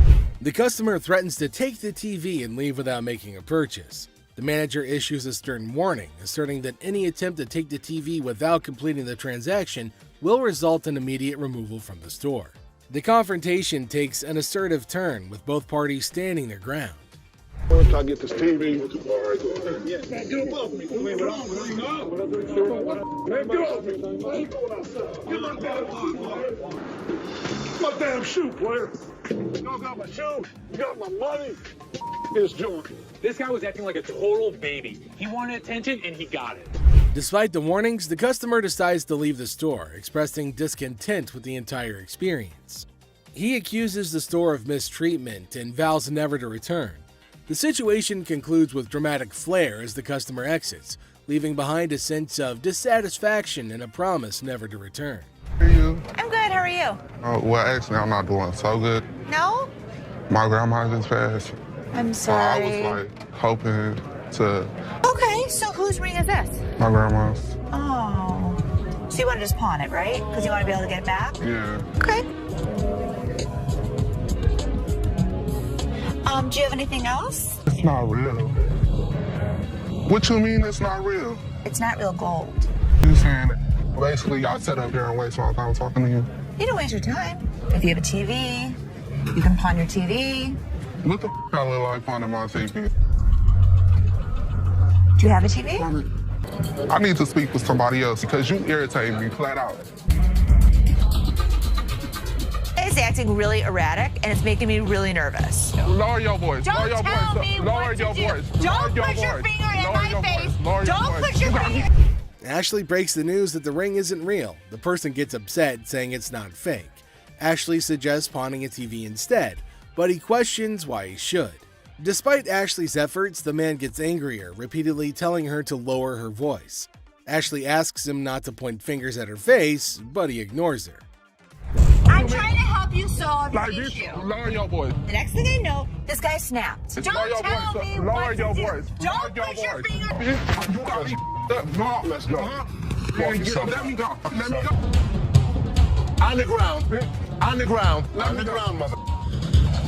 Next up, we've got this episode where a heavily muscled individual made his way over to meet Les to complain about equipment he got from the store that got busted. Somebody bought this.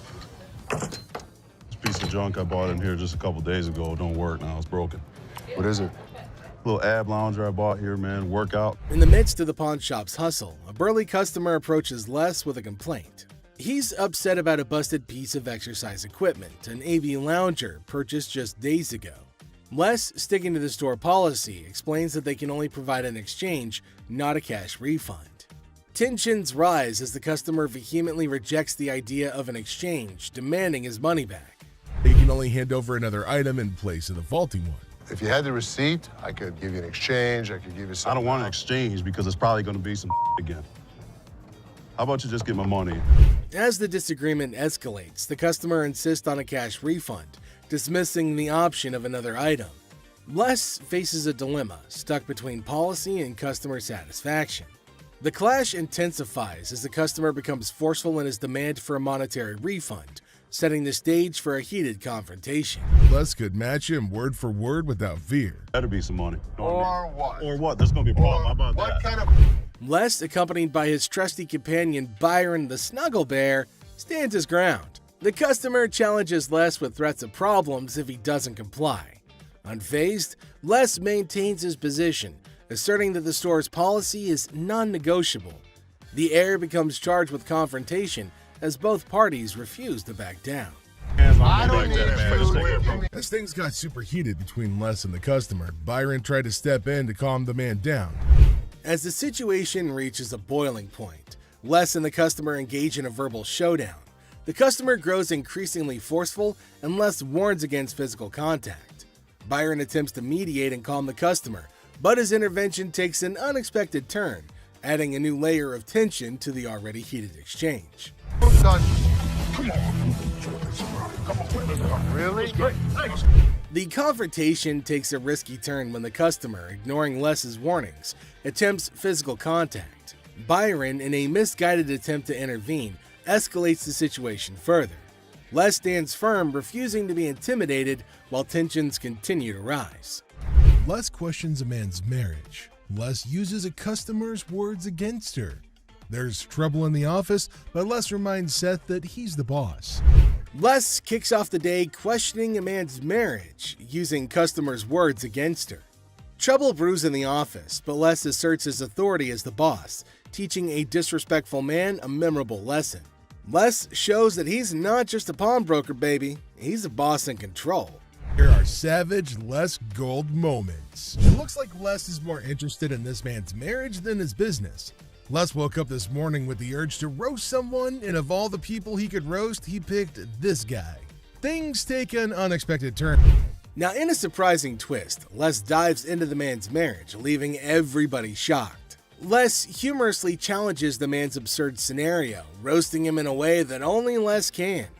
The man's attempt to buy an anniversary present with his wife's jewelry backfires, adding a touch of humor to the pawn shop drama.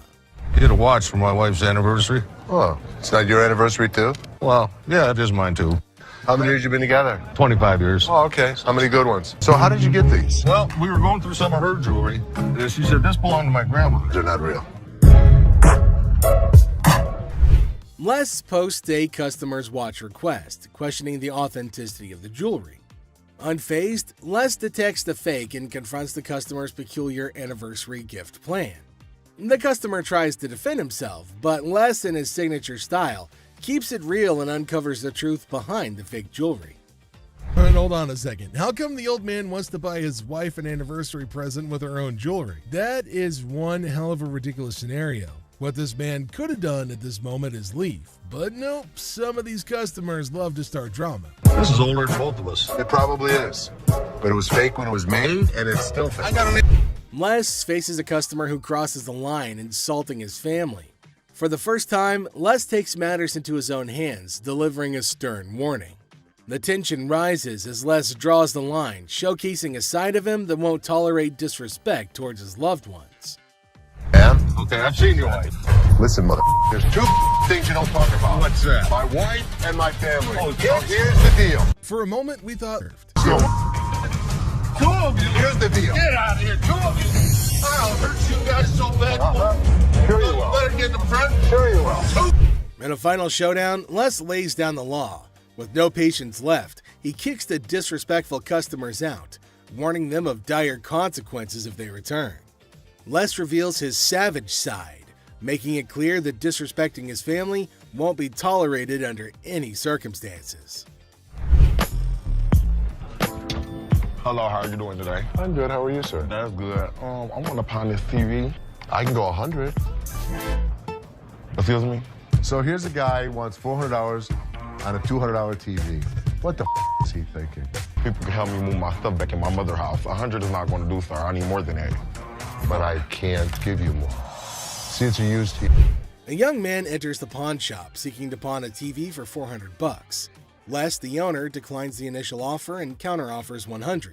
The guy, explaining his need to move back to his mom's house, expresses that $100 won't be sufficient for his situation. You know, I have to get away. You see this? He did this last night. What did he do to you last night? He beat me up last night. You clearly don't see that. See, you know what? You about to cause me to lose my mother temper. I try to give him the benefit of the doubt. I thought he had nice skin. He didn't have any bruises on him. I don't need to call security. You don't need to call them. What The guy made up a story about daily abuse from his roommate, seeking empathy to pawn the TV for his escape. Les remained skeptical, noting the absence of visible bruises, praising the boy's clear skin. In response, the boy, feeling cornered, requests the involvement of security, hinting at a potential dramatic turn of events. you gonna do? What, you from Africa? Oh, okay. Anyway, like I said, can you give me the 400 you paid? We sell them for $200. Hold on. Y'all. Thank you so much. Fred. Have a nice day. You. Thank you. You better lucky I'm gonna throw this big mother at. Up. Where is my key? Les, trying to find a middle ground, offers $125, but the boy declines and insists on calling the guards. Les, unfazed, reveals the presence of the guard behind the boy. The situation ends with the boy taking the TV and leaving the pawn shop without the need for additional security intervention. How about your fat ass take it out? You work here, ain't you getting paid to do this? I look like a butler to you. I don't give a my gonna come in here and get this motherfucker. You better. His big ass gonna beat your little ass, fat bitch. Him and what army? Motherfucker, come from behind this counter.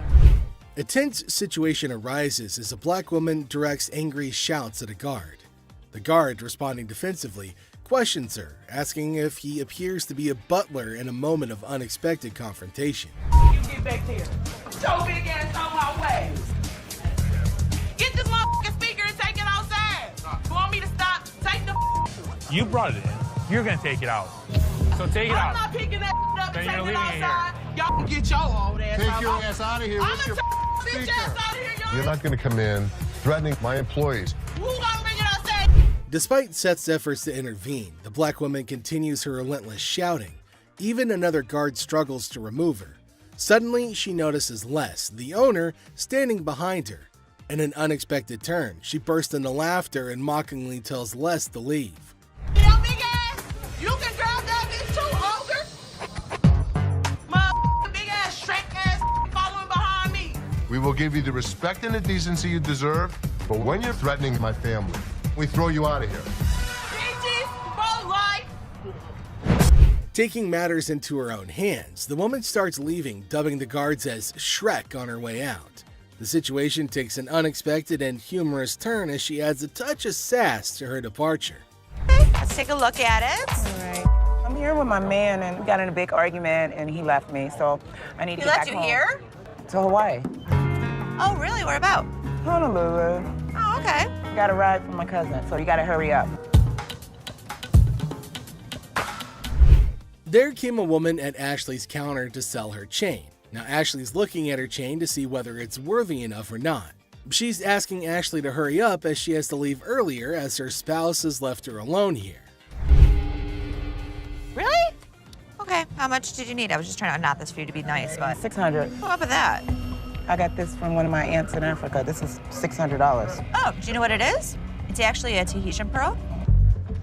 No, this is from Africa. This is an African pearl. Ashley asked her how much she wanted for her jewelry. Now the woman said $600, which is a lot more than Ashley was willing to spend, since Ashley said that it's not an African stone, but the woman was arguing that it was. 600. My ticket cost $600. That's how much I need. Do you have anything else? No. Excuse me? No. Ashley told her that they're not African pearls, so it's not worth $600, but far less. It was at this point that the woman started acting rude. Ashley got shocked at her stupidity and rude behavior. Eventually, she started behaving really bad as Ashley got angrier. What's gonna happen next? 600 or not? You can't get 600 on this. Okay. And also, don't call me a bitch. So you mean to tell me that this ain't worth a thing? That's not what I said. It could be worth something. Okay, can I get $5.99? No. Some kind of problem? Okay. Exactly. Can I get $600 or you not? can't get anything. Okay, You can't talk to her like this. You can't get... Oh, I can left you now. Bitch, you don't know what I'm not leaving no place. Yes, you are. Oh, no, I ain't. Oh, yes, What? you are. What are you gonna do? I'll kiss my... Honey, you don't have that kind of money. All right, you. All of y'all. Bitch. If you want some help, talk to us like a human being. Outside. I'm leaving. Aloha. Who the they think they is? Them. Which... Some jewelry for my daughter. Her birthday's in like 2 weeks. For sure. How old is she gonna be? She's gonna be 12. She's gonna be 12. Yep. Do you want a Kleenex? I've got allergies, man. I itch like super bad. I'm not picking it, I promise. Okay. We have a heart one that's really pretty. Can I see it? There came a man to Ashley asking for something to buy for his daughter. Now, he inferred that she's about 12 years old and he wants something interesting for her. But he's constantly picking his nose, which was making Ashley cringe. He's not stopping from doing such cryptic things, but he's constantly doing it in public. Ashley asked him to let her know if there was something he was interested in buying for his daughter. Look at it. How much you want to spend? Like 100, 150. But 75. can I touch it though? That's bull. I was charging him like $75 on this watch just to give him a deal so he didn't have to touch it with his snotty hands. Can I see the sanitizer for a second? Now, the man selected a watch, but Ashley didn't want him to touch anything with his dirty hands. She asked him about his range and he said he wants something under $100, and the watch was $75. The man didn't agree to buy it. Now Ashley's just getting furious over his silliness. I can use sanitizer. Why don't you guys go yourself? I don't even care about the sale anymore. I just want him out of here. Ashley asked him to use sanitizer before touching anything in the shop, but he refused. And this is going to be a very serious problem. They're probably going to have a fight. Ashley got angry and asked him to leave despite no deal. She just wanted him gone. She didn't care for the deal or profit, but just getting him out of the shop. Well, then came the guards who made sure that he left, and Ashley used sanitizer everywhere on everything that he put his hands on. Well, that's it for today, everybody. Thanks for being part of the Hardcore Pawn adventure with us. We hope you like the drama and the surprises. Stay tuned for more pawn shop stories. See you next time.